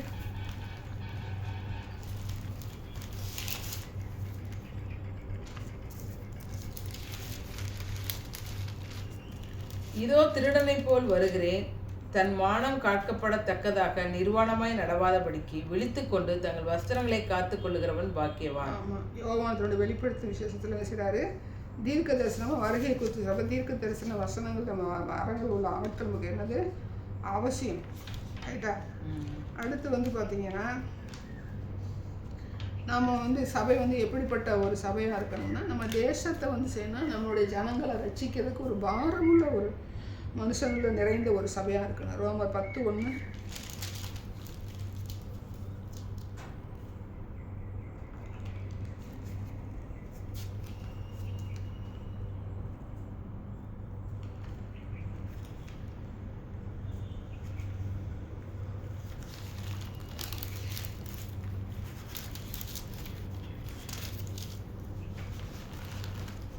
சகோதரரை, இஸ்ரவேல் ரட்சிக்கப்பட வேண்டும் என்பதே என் இருதயத்தின் விருப்பமும் நான் தேவனை நோக்கி செய்யும் விண்ணப்பமுமாய் இருக்கிறது. ஆமாம், பவுல் தான் நமக்கு மாதிரி. இப்போ சபையானது எப்படி இருக்கணும், சொந்த தேசத்துக்கு, நம்முடைய சொந்த தேசத்துக்கு மன்றாடுகிற ஒரு சபையான செய்யணும் இருக்கணும். பவுல் என்ன செய்கிறாரு, அவர் எப்படி தான் எடுத்து பயன்படுத்துகிறான்னா, ஒரு பக்கம் என்ன இருக்குது, ஒரு பக்கம் ஒரு இதயத்தில் ஒரு தாகம், இஸ்ரவேல் ரட்சிக்கப்படணும். அவருக்கு தெரியுது கடினம் பங்கு இருக்கணும், இஸ்ரவேல் ரட்சிக்கப்படணும்னு சொல்லி என்ன செய்கிறாரு, ஜெபம் பண்ணிக்கிட்டே இருக்கிறார். ரைட்டா? 2 தெசலோனிக்கர் எடுங்க.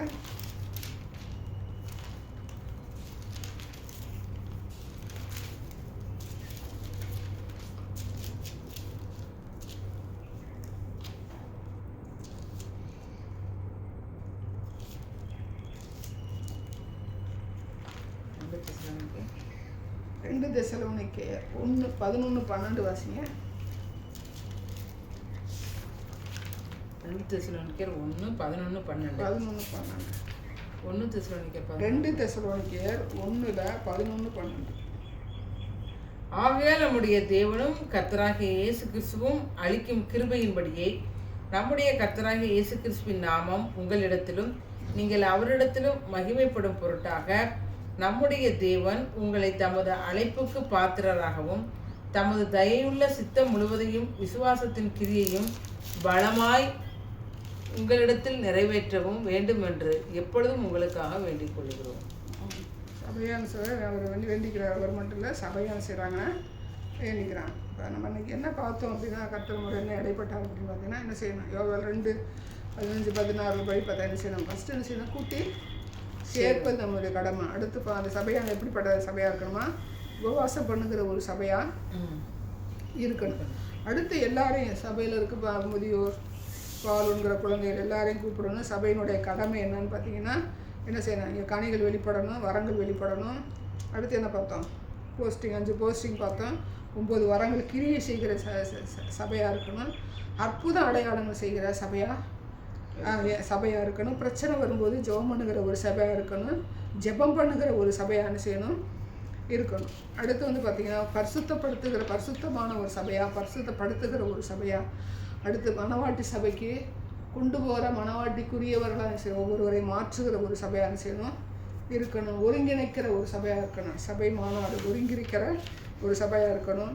அடுத்து அவருடைய வருகைக்கு ஆயத்தப்படுத்துகிற சபையாக, ஆயத்தம் பண்ணுகிற சபையாக, ஆயத்தப்படுத்தப்பட்டவர்கள் என்ன செய்யணும், அந்த ராஜ விருந்துக்குள்ளே உள்ள கல்யாண விருந்துக்குள்ளே போய் கல்யாண வஸ்திரம் தரித்தவர்கள் என்ன செய்யணும், அந்த விருந்தில் கலந்து கொள்கிறவர்களாக மட்டுமல்ல, மணவாட்டிக்கு உரியவர்களாக மாற்றுகிற ஒரு சபையாக இருக்கணும். எல்லாவற்றுக்கும் பொறுப்பாக இருக்கிற யார் அப்படின்னா, ஆரோனை போல் அழைக்கப்பட்டால் ஒளி அப்படிங்கப்பட்ட ஒரு போஸ்டிங்கில் இருக்கிற சபை போதகன் எல்லாவற்றுக்கும் என்ன செய்யணும், கணக்கு கொடுக்குற மட்டுமல்ல, அவன் சபை போதகராக இருந்தால் தான் இங்கே கணக்கு கொடுக்க போவான். எதுவுமே செய்யலாம், அவன் கீழே தான் கிடப்பான்.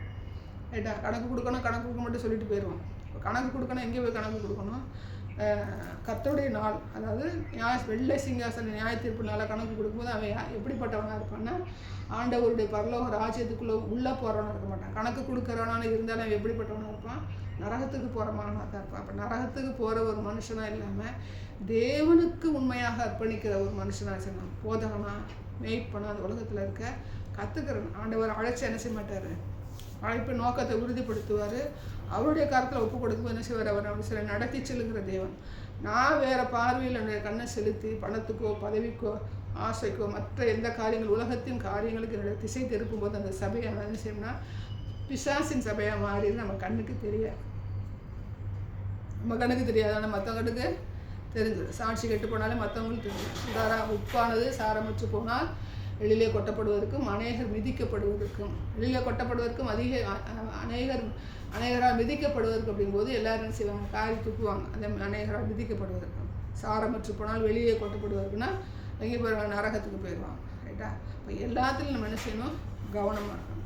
கத்தின வார்த்தையில் நம்ம கொடுத்து அதுபடியான தியானிக்க கத்திர சத்தியங்களை கொடுத்து வெளிப்படுத்தி நாட்டினோடு பேசின தேவன். எழுந்து கால் ஊண்டினேன்னு சொன்ன அதே தகப்பன் பிரசங்கத்தில் தான் அவரே வார்த்தைகளை கொடுத்து அவரே நம்ம நடத்தியிருக்கிறாரு. இன்னும் நம்ம என்ன செய்யணும், அதன்படி நம்ம செய்யணும். நடக்கிறதுக்கு பிரயாசப்படும்னா நடக்கணும், அர்ப்பணிக்கணும். அர்ப்பணிக்கிறது பிரயாசப்படுகிறதில்ல, நடக்கிறதுக்கு அர்த்தம். அதுக்கு கர்த்தர் ஜீவனையும் பலனையும் கொடுக்கும்.